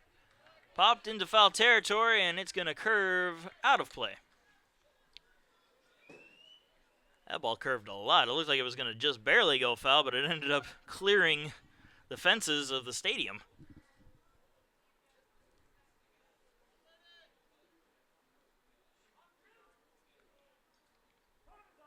And a call time here for a moment, as Brady needs to adjust his equipment.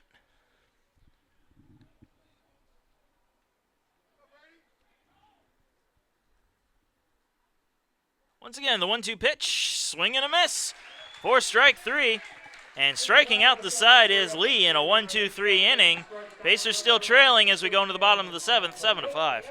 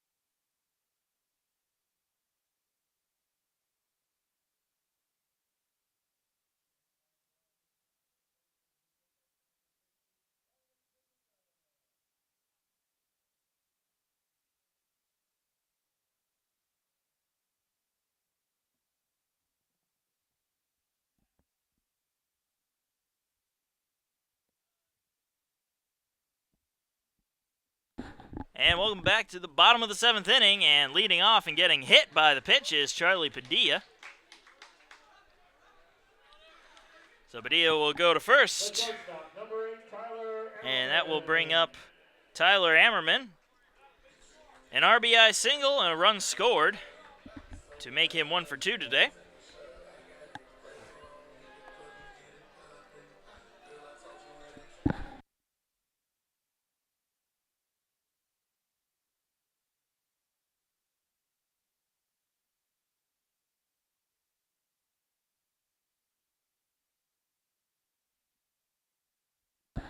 First pitch to Ammerman is called strike, so he has an 0-1 count.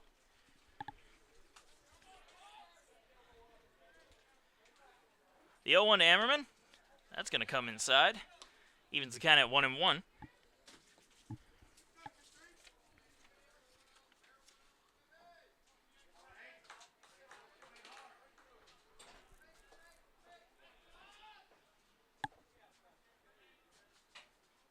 And the 1-1, that's going to miss high and inside. Count now 2-1.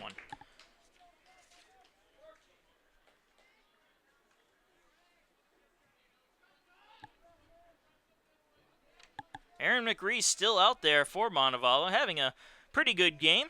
He's still in the lead here at 7-5. Also has 5 strikeouts on the day, as that one's going to be grounded. Nice diving play there. The long throw to first is in time. So a nice dive by Hutchin to keep that from going out into the outfield for a base hit, and he gets the out at first for the first out.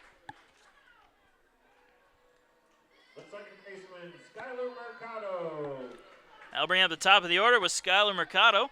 Singled and scored a run his last time up, making him 1 for 3 on the day.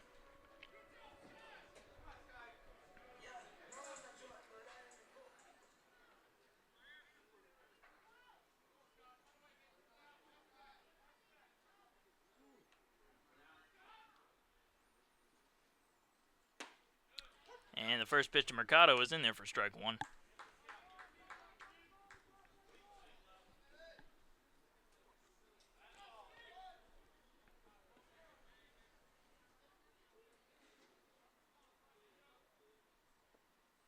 The 0-1 tried to check his swing, was unable to. So that'll be strike 2, and the count is 0-2 to Mercado.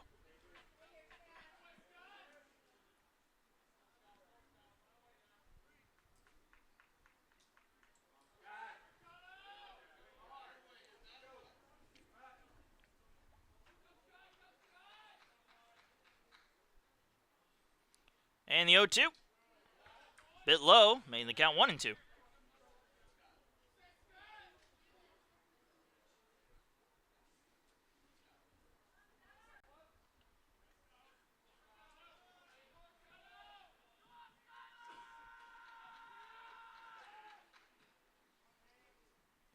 Here's the 1-2 pitch.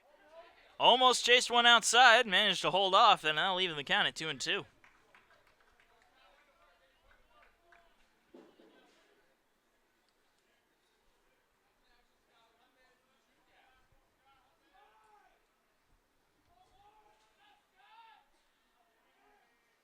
And the 2-2 pitch fouled off, and we'll do it again.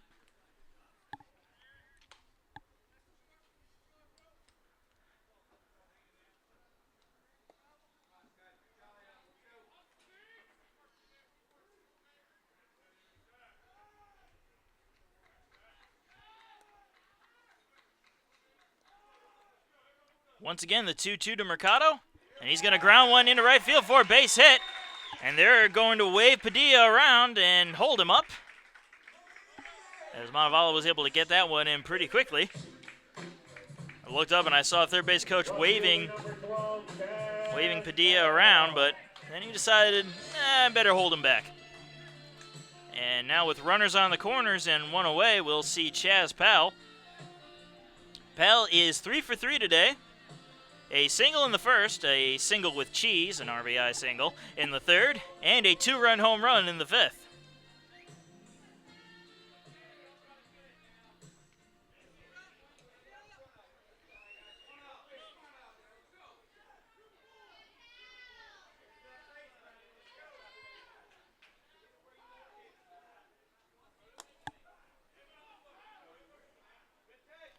First pitch to Powell is going to be grounded foul.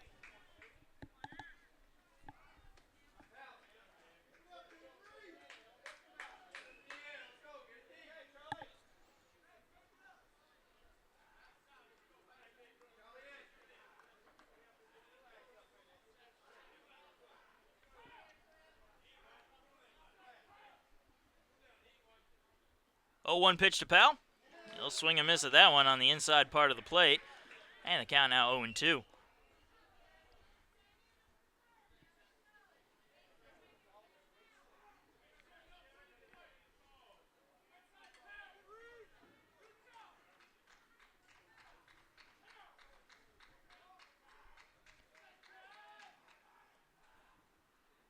Here's the 0-2 pitch. That's going to be grounded up the middle. And unable to make the play as it goes into center field. That's going to score 1 run.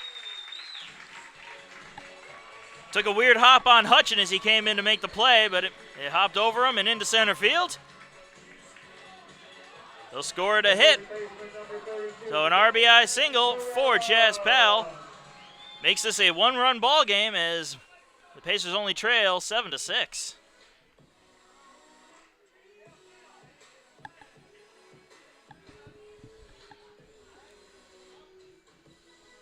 And now we see Brian Pereira come to the plate with runners on first and second with only 1 down.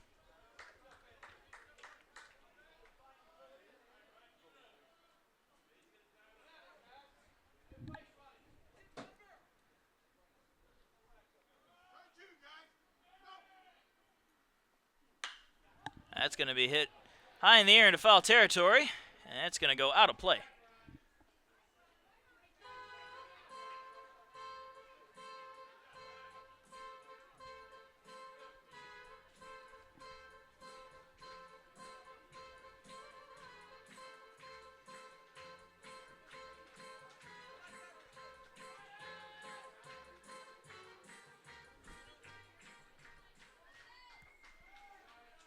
Oh, 1 the count to Pereira with 1 down and 2 on.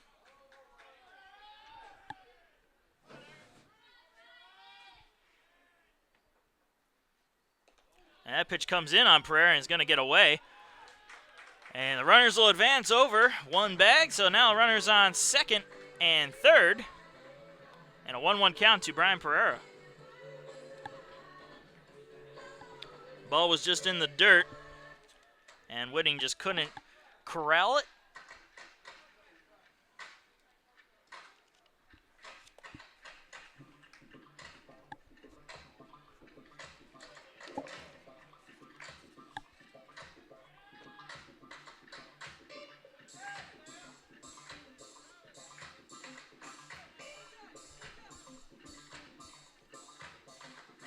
Pereira steps back into the box with runners on second and third and only 1 down and a 1-1 count. 7-6 the score, bottom of the 7th inning.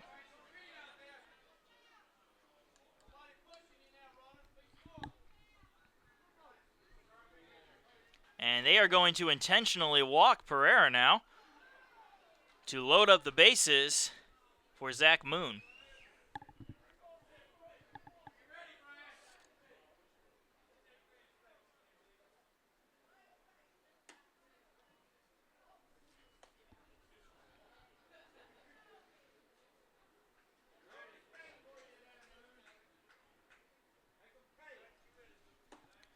And there's ball 4. So Pereira heads on down to first to load the bases up. And Zach Moon coming to the plate.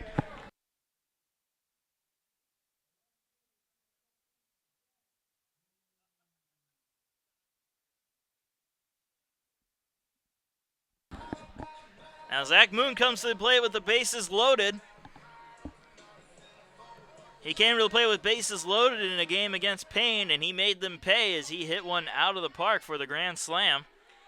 And he'll be looking to do something along those lines, or even just a base hit here with 1 down. And there's a ground ball, slow ground ball to third. They're going to throw home for 1. The throw to first is off the mark, and it's going to go into right field. So 1 run is going to score. They're going to wave another run around, and he will score. So what they looked for, the double play, ends up coming back to bite them as the Pacers take the lead here, 8-7 in the bottom of the 7th inning.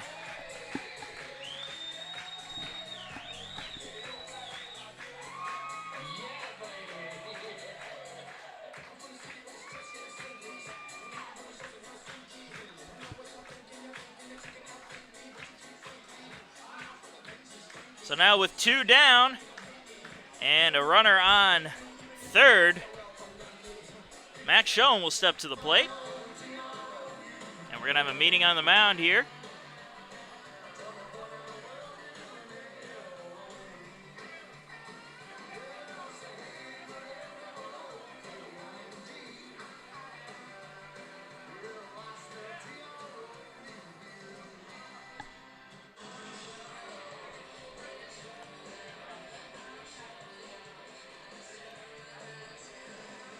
So Zach Moon grounded into what looked like it would be a double play. They got the run coming home, and then the throw to first just went out into right field. And that allowed both Chas Pal and Brian Pereira, who they intentionally walked, to come home to score. And we're going to have a moment here as Kenny Thomas is motioning over to third. You're bringing in Zach Moon. I'm not sure what they're doing here. Now they're going to bring out a pinch runner for Moon. And Luke Westerberg is going to come in to pinch run for Zach Moon.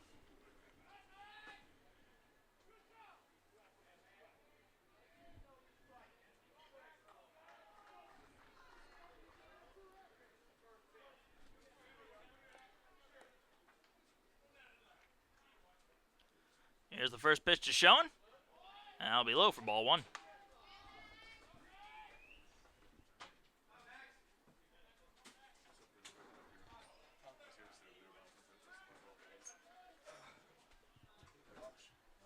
One 0 pitch.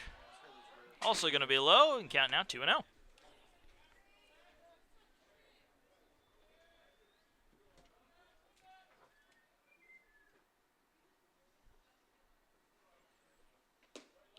And the 2-0 pitch is low as well, and the count quickly 3-0 to Max Schoen. Schoen 1 for 3 today with a single, a flat, and a ground out.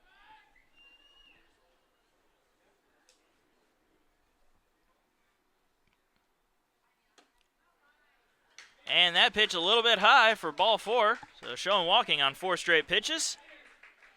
Center fielder number 1, Mitchell Price. That'll put runners on the corners for Mitchell Price with 2 down. Price is 1 for 3 today. Grounded into a double play his first time up. Tripled and scored a run his second time. And struck out his last time at bat. Gonna have a moment here as Whitting goes out and shows a couple signs to the infield.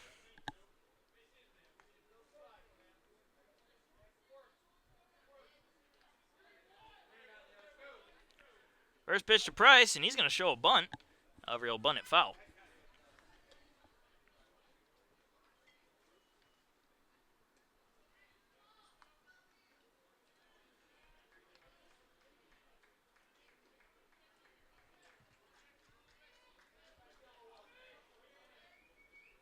Here's the 0-1.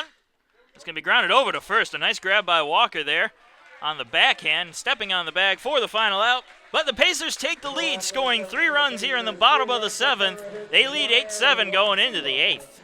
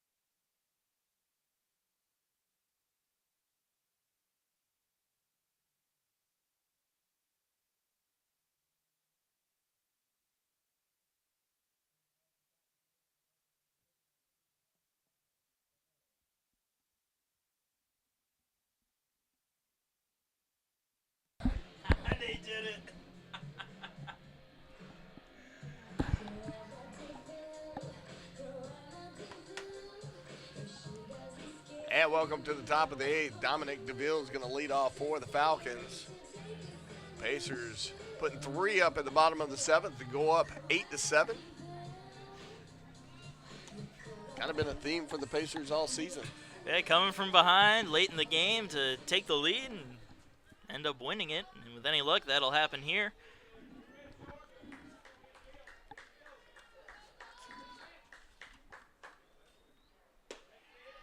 First pitch called a strike. Colt Lee coming out with a slider. DeVille at bat. He is 2 for 3 today with 2 RBI singles. And he's going to hit a high fly ball into right center field. Mitchell Price is going to call for it. Squeeze it for out number 1. Take a steady diet of those if you're a Pacer fan. Falcon fans probably would appreciate not being a steady diet anyway, I should say. That's going to bring up Michael Simmons. Number 27, Michael Simmons. He's in pinch hitting for Jacob Whitting. Simmons out of Jacksonville, Florida.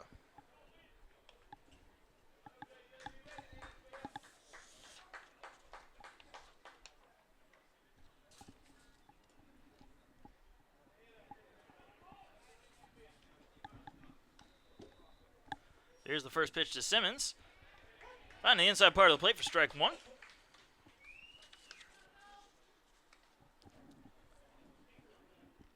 Simmons batting .256 on the year.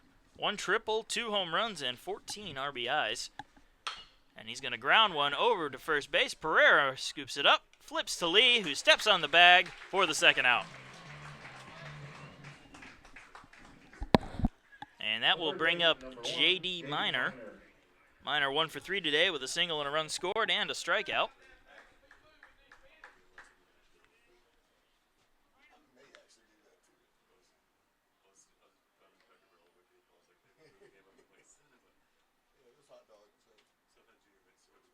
First pitch to Minor is in there for strike 1.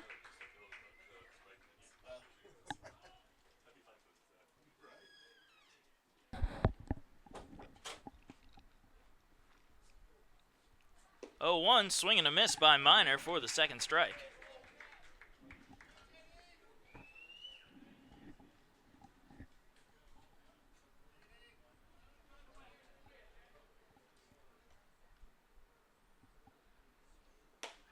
Thought about going for the 0-2 pitch. They're going to appeal down to first. Whoever the appeal holds.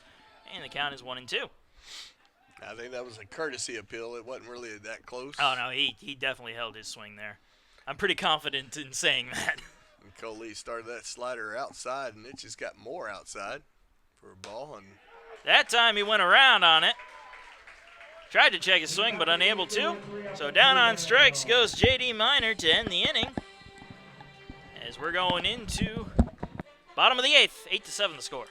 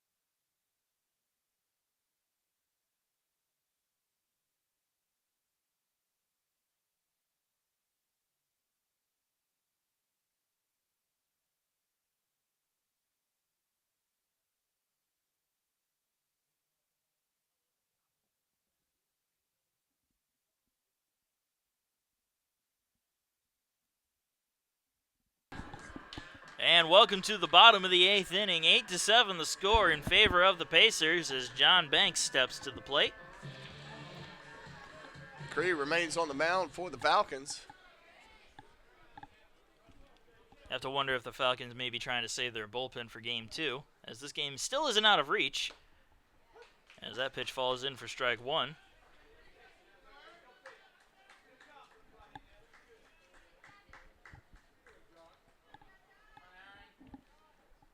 Banks 1 for 2 today. Single, scored a run. Sac fly and a strikeout as he hits one into high center field. And that'll be caught for the first out. Put a shot into it, but needed a little extra boost. And there's no wind out there as that flag is just hanging there. She a dangling. And now Charlie Padilla coming to the plate. Was hit by a pitch his last time up. Other than that, he's 0 for 2. Did come around to score a run, however.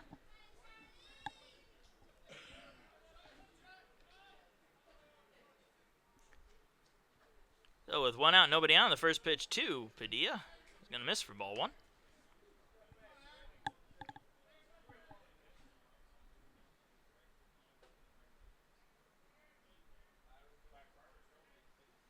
And the 1-0 missing outside, making the count 2-0.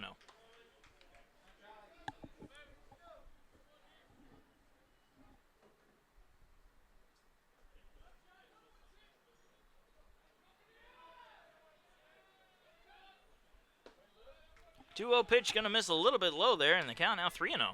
And a little bit of bullpen action for the Falcons. Big righty over there throwing. I think it might be Alex Pondick. And a 3-0 pitch right down the middle for strike 1.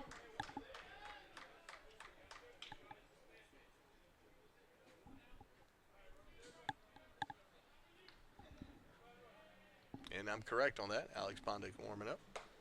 3-1 pitch comes inside to Padilla, and he'll take his base on balls with the 1-out walk. The shortstop, Tyler Emmerman. That'll bring up Tyler Emmerman, 1 for 3 with an RBI single and a run scored.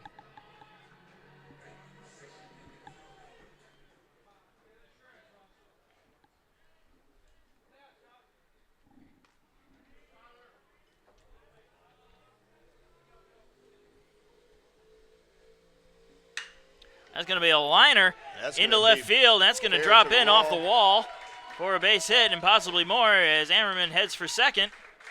And Padilla makes his way to third. Good piece of hitting there. One hop to the wall. Left fielder ranging over to get it. Got to it and slipped on the warning track. A little slick out there after that short burst of rain. Well, that balled Ammerman time. I think he'd been on second no matter what. But it was a good piece of hitting by the shortstop as Joey Smithers comes to the plate. Freshman out of South Aiken High School here.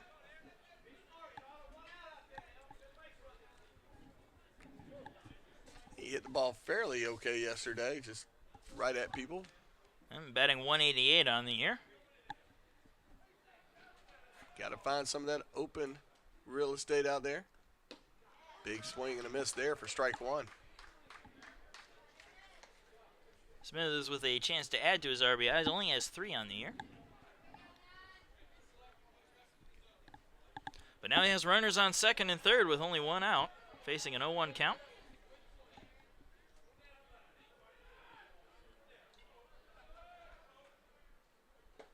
Swing and miss at that one, count now 0-2. Yeah, he's a little overmatched as he's behind on both those pitches.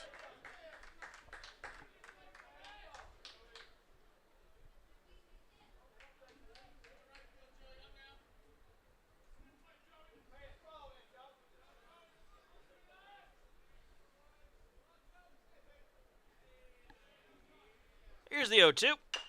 That's going to be a high hopper down to third. That might buy him time, and it And does. it does. That thing looked like a pop-up is how high it went. So Smithers on base with the hit. And that'll load up the bases for Chaz Powell. Chaz Powell's already got 1 home run. Why not another? Heck, I'll take a base hit right now. Pal is 4 for 4 today.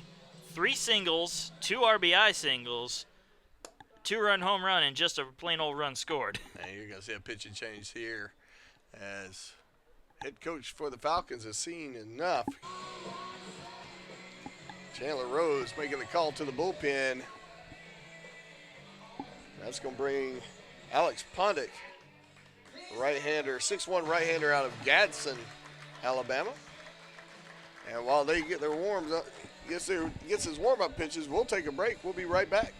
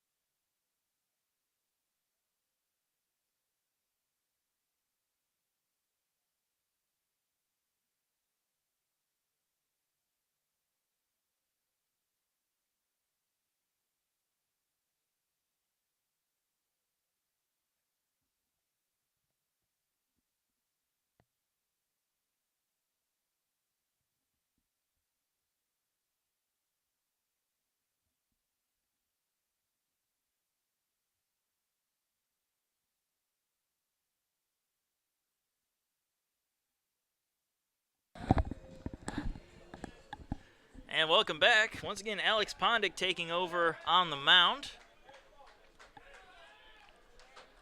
Hasn't seen too much action out there on the field. He's only pitched 1 in the 2/3 innings. So I'm not going to give you his ERA because it's, well, why not? I'll give it to you. It's not very indicative of what he may be able to do. He has a 27.0 ERA. But it is what it is. Again, the first pitch to Powell was fouled off for strike 1. Bases are loaded with only 1 away here in the bottom of the 8th inning. Pacers looking for some insurance runs as they lead 8-7. That's going to be a high fly ball into center field. Not sure if it's going to be deep enough. There's the catch. Tagging is Padilla. He's coming home. The throw to the plate is not in time. A little off the mark. So Padilla will slide in safe to make it a 9-7 ball game. And now there'll be runners on the corners with 2 away.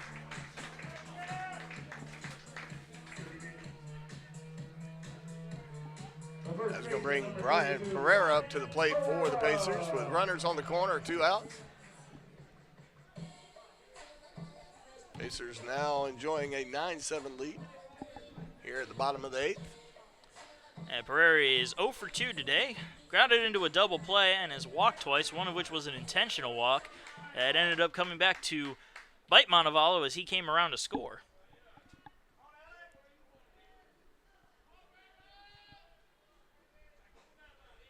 He was the go-ahead run. First pitch, low for ball 1. There you go. Runners on the corners with 2 away for Pereira.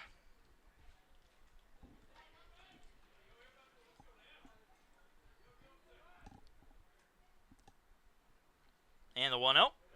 That's going to miss, and the count now 2-0.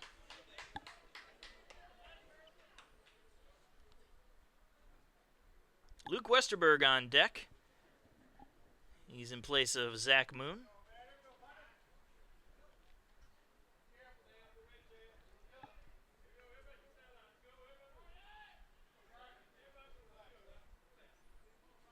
Here's the 2-0 pitch to Pereira, and he'll foul it off and out of play.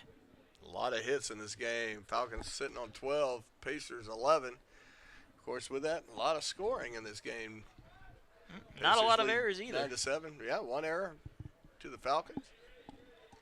And with that one error ended up driving in 2 runs in favor of USCA.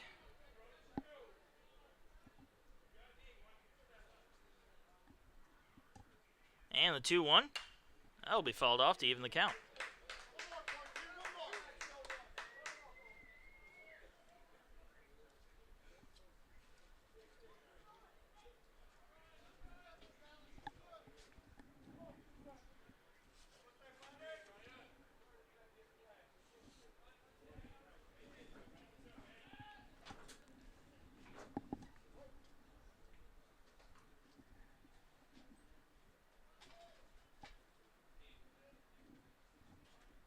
Here's the 2-2 pitch. That's also going to be fouled out of play. He chased that one just to stay alive, but that would have been an easy ball 3. But when you're in this situation, runners on the corner, you got 2 strikes, 2 balls. You're just trying to preserve your at-bat till you get a pitch you can do something with.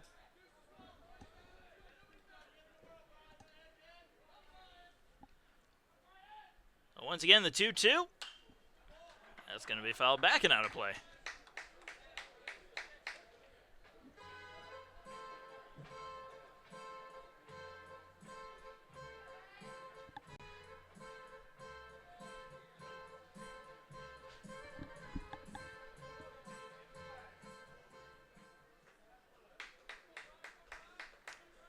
So 2-2 the count to Pereira with 2 on the corners and 2 down. 9-7 the score in the bottom of the 8th inning.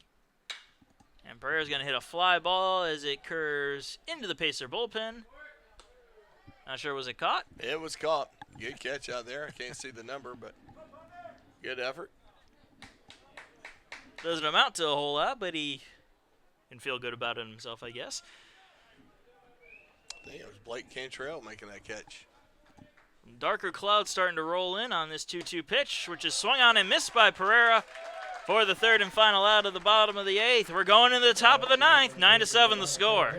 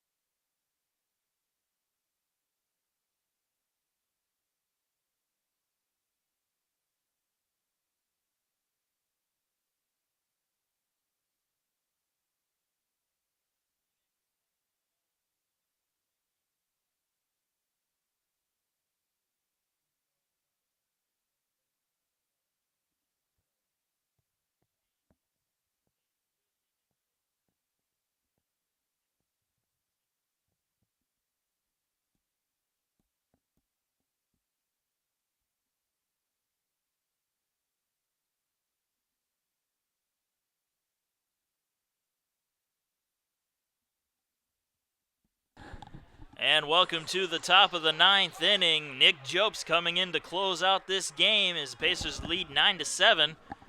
Matthew Ferrudo coming to the plate, 1 for 4 on the day with a single.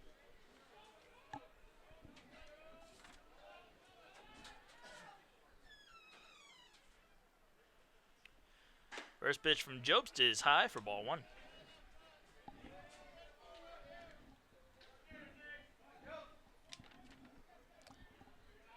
fans show us the storm front coming in. There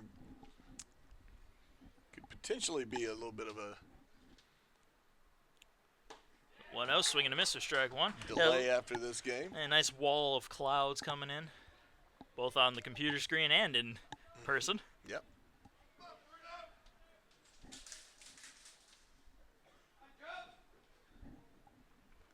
The 1-1 pitch. The 1-1 pitch to number 1-1. Fouled back and made him count 1 and 2. I like the. It's just one of those things about me. When things match up like that, it's just. I'm weird, I know. You would have been a big fan of Granimals back in the day. That's how people matched their clothing. With tigers go with tigers. No, that's Giraffes never did. It's a little different. So the 1-2 pitch was 1-1 at the bat. Big Swing and a miss for strike 3 and the first out. I'll tell you one thing I'll tell you right now is on November 11th, 2011, I was in heaven.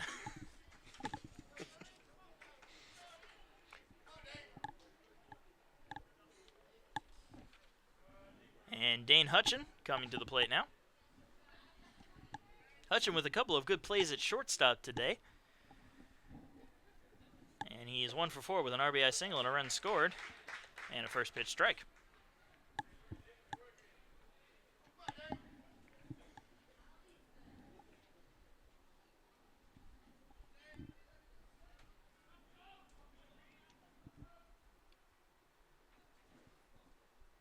Oh, 1 pitch, fouled off, count now 0-2.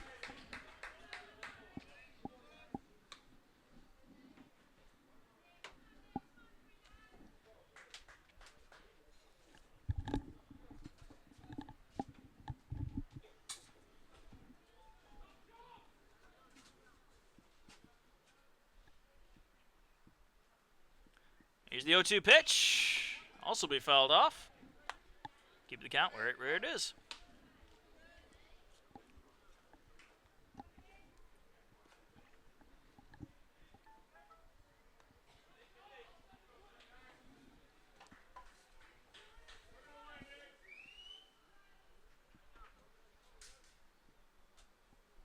Once again, the 0-2. That's going to miss for ball 1.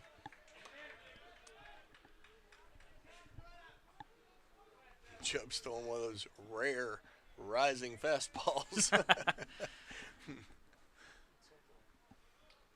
Seen a lot in softball, but not so much in baseball. A lot of velocity on that ball. And the 1-2. Fouled off again. So now we'll redo this count. Yobes will get up around 94 on his fastball. I'd heard that in practice one day he was clocked at 97 at his very fastest. However, no accuracy on that, but still very impressive. Here's the 1-2. That one's going to miss, and evens the count at 2-2. Now, if he'd have been number 22 with a 2-2 count with 2 outs, you'd have just. I would have lost it. You might have lost everything. You might have fallen out of the press box. Needed some smelling salts to wake me up. But it's number 18 with 2 balls, 2 strikes, and 1 out. And the pitcher is number 39. To really throw it all off, he misses that. The count is full, 3-2.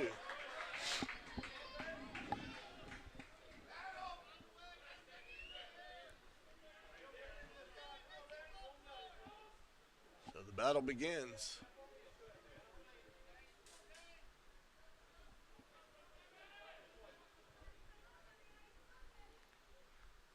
And once again, the 3-2 pitch. Fouled off.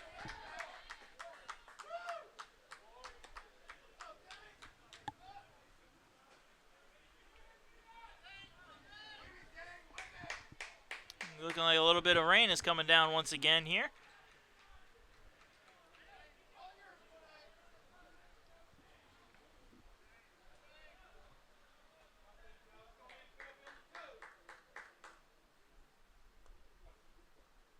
And the 3-2 pitch is going to miss for ball 4. So Hutchin wins the battle and walks on down to first with one away. Jeremy Hyde. Yeah, it's going to bring Jeremy Hyde to the plate. The Oh. runner on first, one out. He's also 1 for 4 today, 2 strikeouts and a base hit.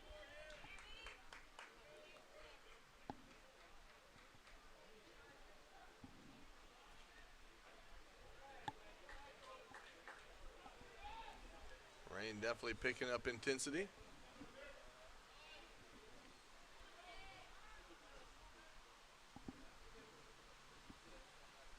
First pitch is going to miss inside. It's going to nick him. So now there'll be runners on first and second with only one away. That's going to bring up Mr. Walker to the First plate. baseman number 40, Taylor Walker.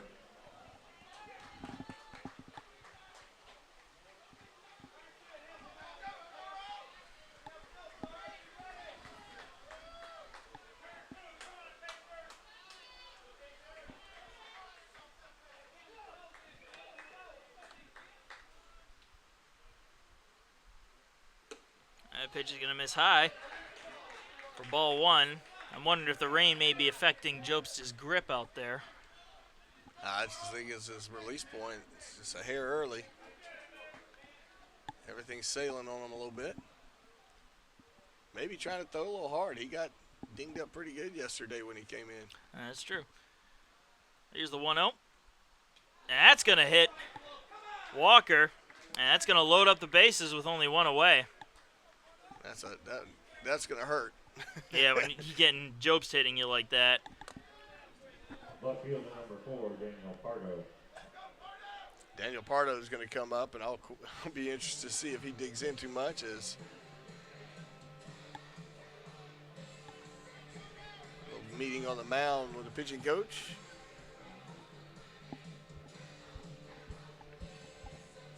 Kind of talk through it a little bit. Yep. Settle down, simmer down, whatever you got to say. Bring it down is what we're looking for.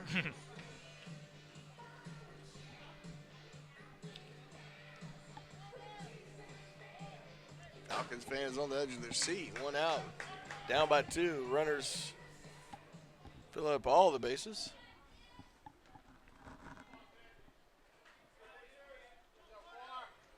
And the rain is slowed down once again.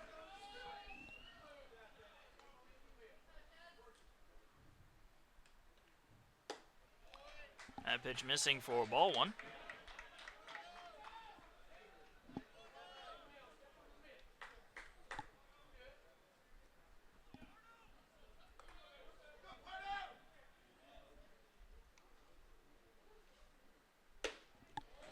Another ball missing, count 2-0. Joke still trying desperately to find that strike zone.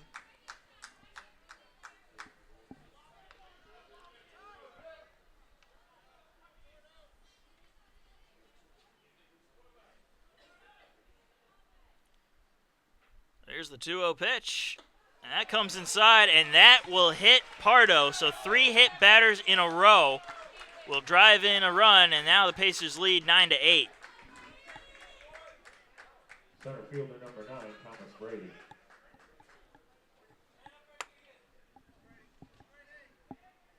He's going to bring up Thomas Brady, center fielder for the Falcons, as Padilla goes out and has a couple of words with Jobst.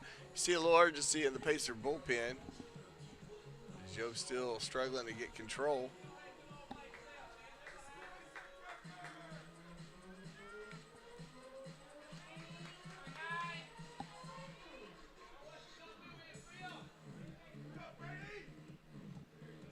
And you're going to see as Coach Kenny Thomas comes out to the mound, he's going to give a call to the bullpen.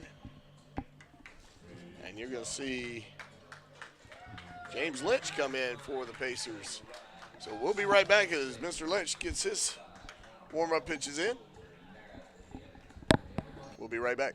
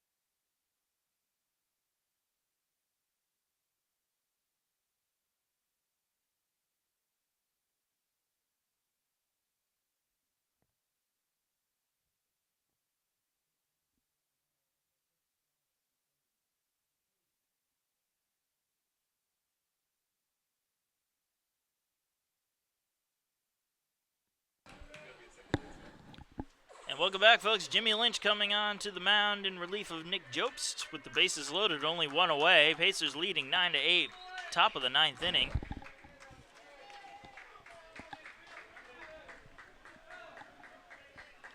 And at the plate for Montevallo, we have Thomas Brady. First pitch is in there for strike one. And he opens them up with a slider on the outer edge of the plate. Lynch has been known to throw it pretty hard himself. His warm-up pitches looked on target. Here's the 0-1. Swing and a miss for strike two. Swing and a foul tip. Either way, it's a strike.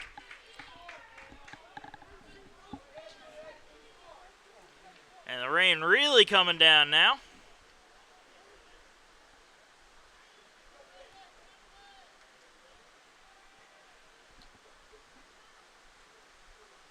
And the 0-2.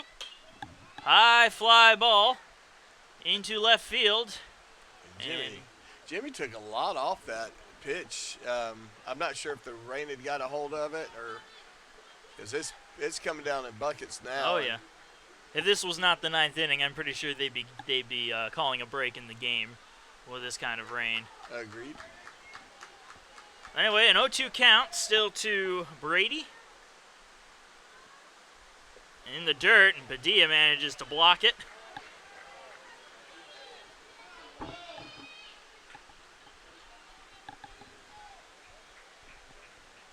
pretty precarious situation for all involved now as the rain is really coming down. Jimmy Lynch asking for a fresh dry ball.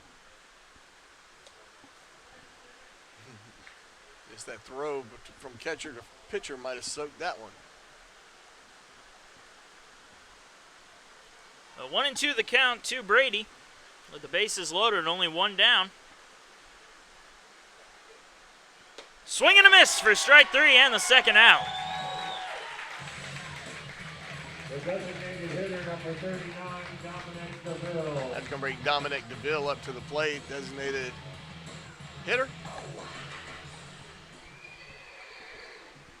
DeVille 2 for 4 today with 2 RBI singles. Bases still loaded and 2 down. Montevallo trailing USCA 9-8, top of the 9th inning. Pitch from Lynch missing outside for ball one. Lynch having a hard time getting a good grip on the baseball.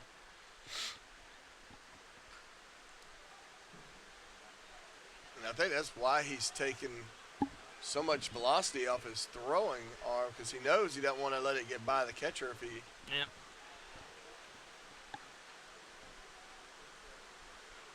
Here's the 1-0. Missing inside for ball two. And he's going to ask for a new baseball.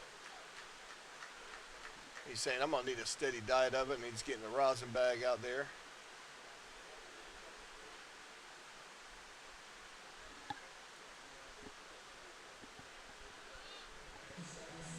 Doing everything in his power to keep his hands as dry as he can and keep the grip on the ball.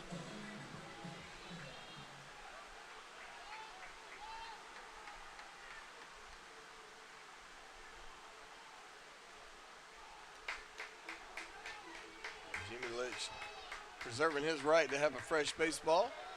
Doing everything he can to get that right hand dry. Rain letting up just a little bit, but not a ton. Up there he And goes. now picks right back up as I soon won't as he say said that it. 2-0 in the dirt. Count now 3-0.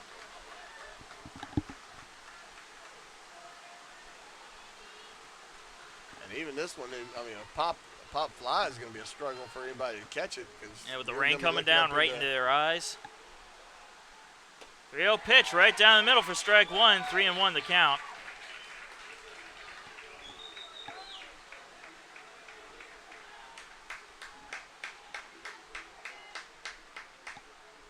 Lynch obviously irritated by the rain as he stomps the dirt out of his 3-1 is in the dirt, and that's a tie ball game as DeVille is able to draw the 2-out walk.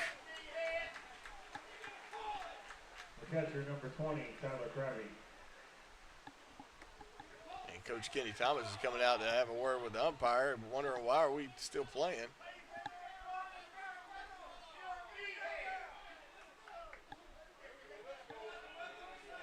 you can't blame the home plate umpire trying to get it done, but definitely a tough situation for all involved. So tied ball game, 2 outs. Jimmy Lynch asked for another baseball.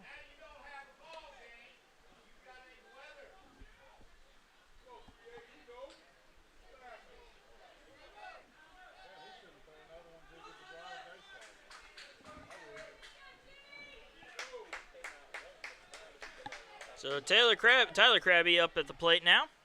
Bases loaded and 2 out. That pitch low for ball 1.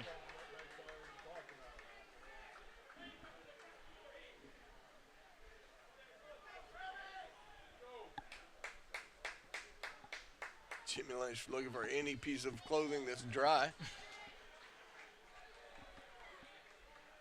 There's the 1-0. And that's going to nick Tyler Krabby and send in the go-ahead run as the Falcons now lead the Pacers 10-9.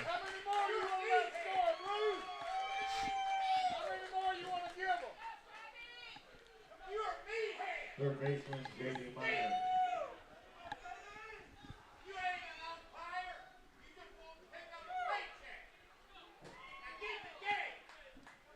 And we're going to have Nolan Belcher come out and have a word with his pitcher. Good timing, too. It's merely a miss.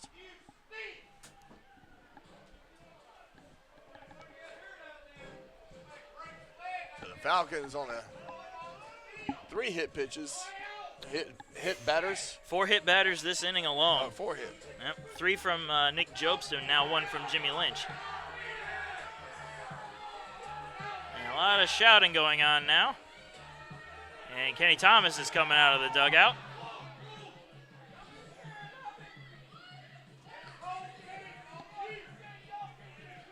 And a classic face-to-face.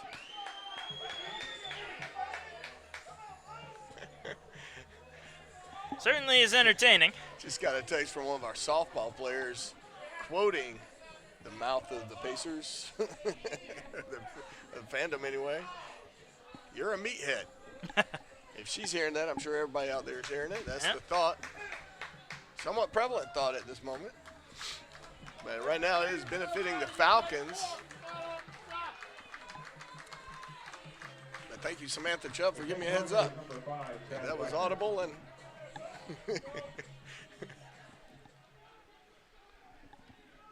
that's going to bring up J.D. Minor to the plate. Bases still loaded, 2 outs. Falcons lead 10-9. Pacers went into this leading by 2. First pitch is in there for a strike 1.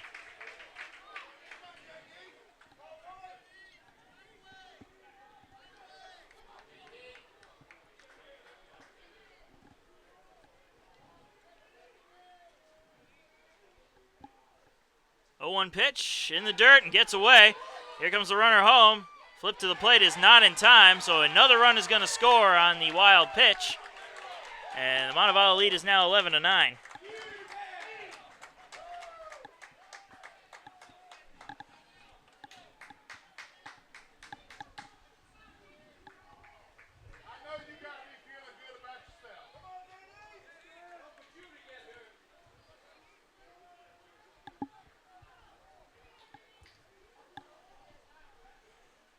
One pitch inside for ball 2.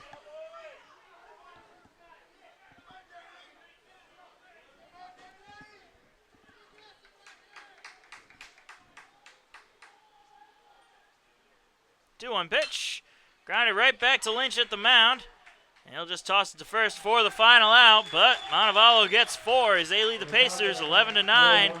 We're going into the bottom of the 9th inning.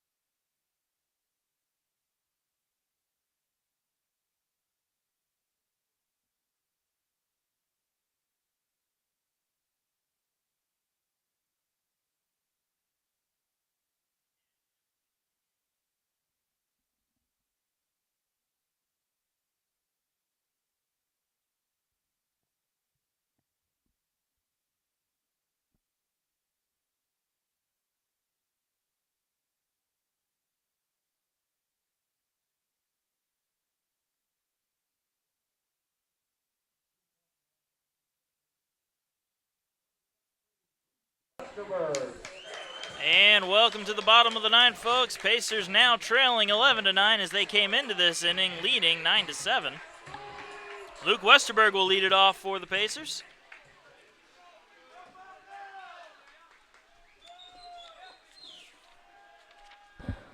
Westerberg batting .245 on the year with 1 home run and 10 RBIs. And first pitch missing for ball 1. New pitcher on the mound for the Falcons, Cale Latour.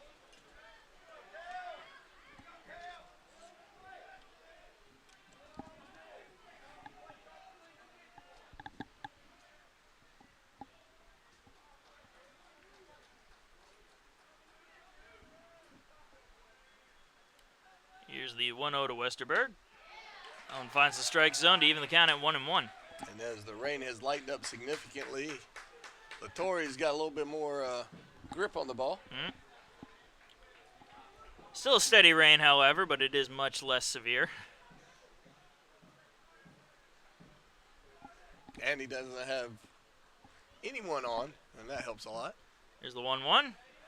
And that one's going to go in the dirt and all the way to the backstop. Count now 2-1.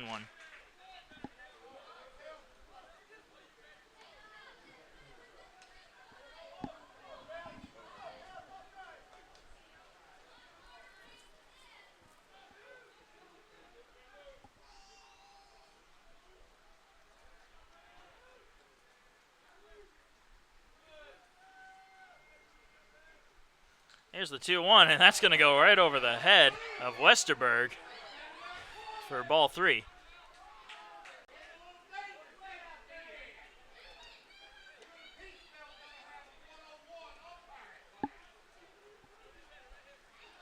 Everybody's catcher's having to come over to the artificial turf portion of the umpire, plate catcher, to knock off the mud, and yeah, everybody was. Westerberg doing the same. Chunks of mud falling out of their cleats. So the 3-1 pitch.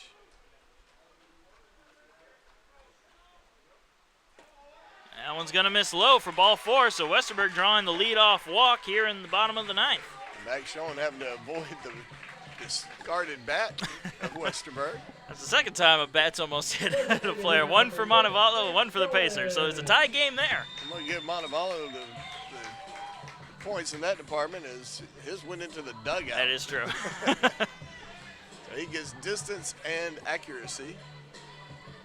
Max Schoen trying to find some way to dig into the batter's box, which has now become somewhat muddy. He's 2 for 3 today. It's not 2 for 3, 1 for 3 today, I'm sorry, with a walk.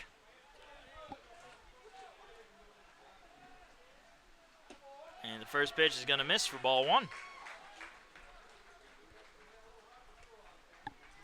Need a steady diet of dry baseballs, as almost every other pitch you're looking for a new baseball. And may as well just head to the factory and pick them up as they come off the conveyor belt.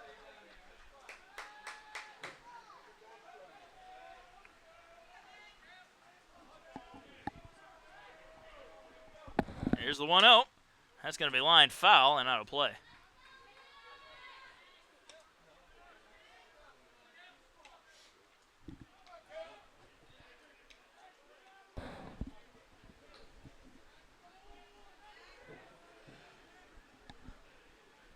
The 1-1 pitch, runner on first, no outs here at the bottom of the ninth. Pacers need 3 to win it. And Schoen fouls that one off, count now 1-2. And manages to hold on to the bat, which is impressive.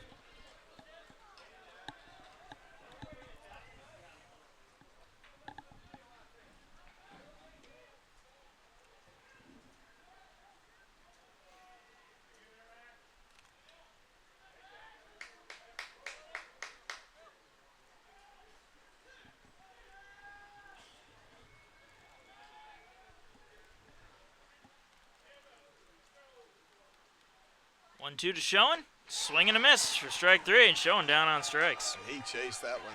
And he should have let that one go, but he didn't. Center fielder number 1, Mitchell And that'll Price. bring up Mitchell Price.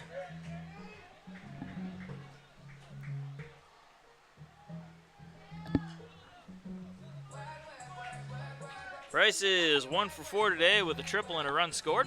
Comes up with one down and a runner on first. It looks like Douglas Hart is going to come in. He is on deck.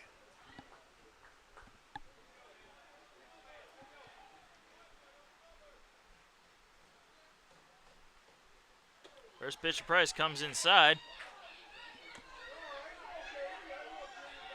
Did he call that a strike? Yeah, I called it a ball, but I think Okay. Price was saying that it may have hit him. The count is 1-0. The look on his face, I couldn't tell, and didn't see what the official called, but it is a ball.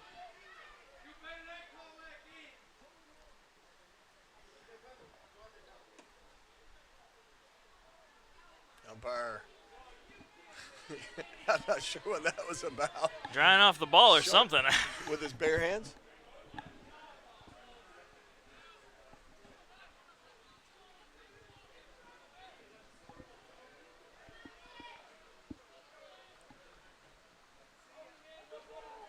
And there's a balk. So Westerberg will head on down to second on the balk by LaTorre.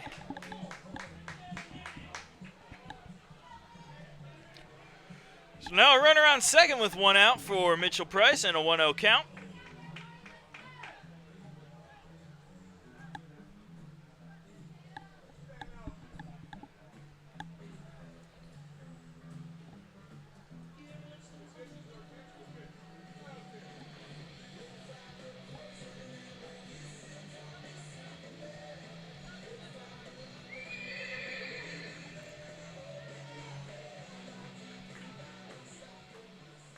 So we're back in business as Price digs back in. Westerberg on second now, 1-0 pitch.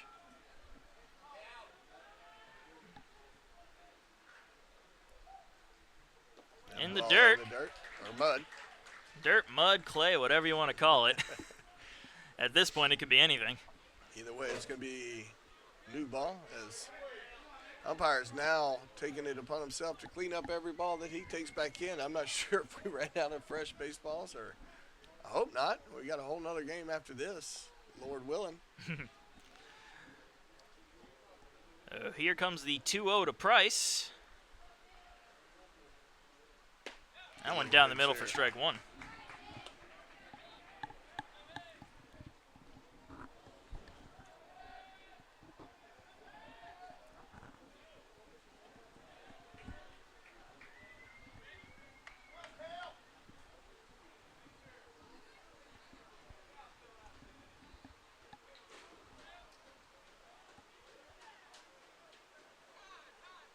And a call And time. one flash of lightning, and there's going to be a rain delay. I saw a quick flash, and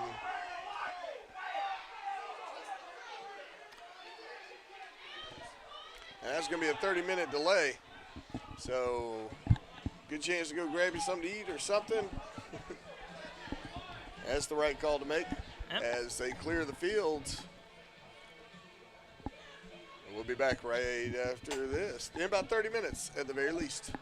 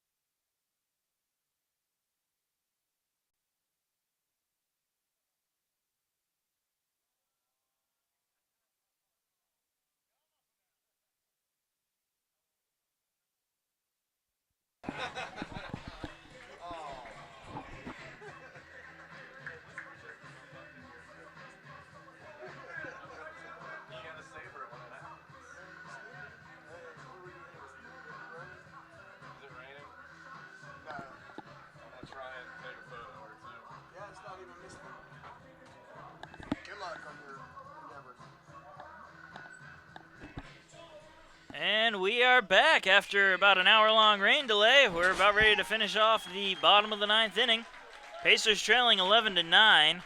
There's a runner on second base. Mitchell Price is at the plate with a 2-1 count and one man down. And they are playing him way right. If he gets anything down that left field line, Slow ground ball to third there. it might be an in the park home run, but that one's fielded for out number 2. They had a huge right field shift on Mitchell Price. Now stepping up to the plate, number 10, Doug. And this brings up Douglas Ard to the plate.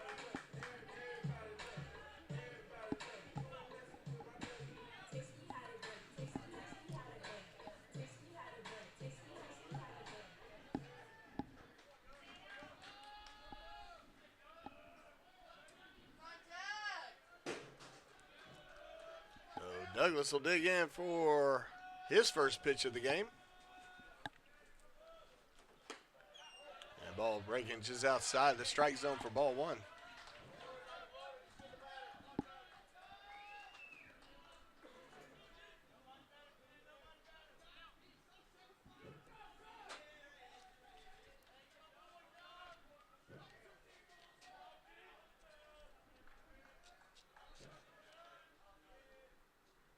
And the 1-0 pitch. Popped up. Foul territory down the right field side. And it's going to be caught for the final out of the game. Pacers drop this one 11-9 after a 4-run top of the 9th by the Falcons. Pacers drop game 2 of the series and game 1 of the doubleheader. We'll be right back soon for the second game.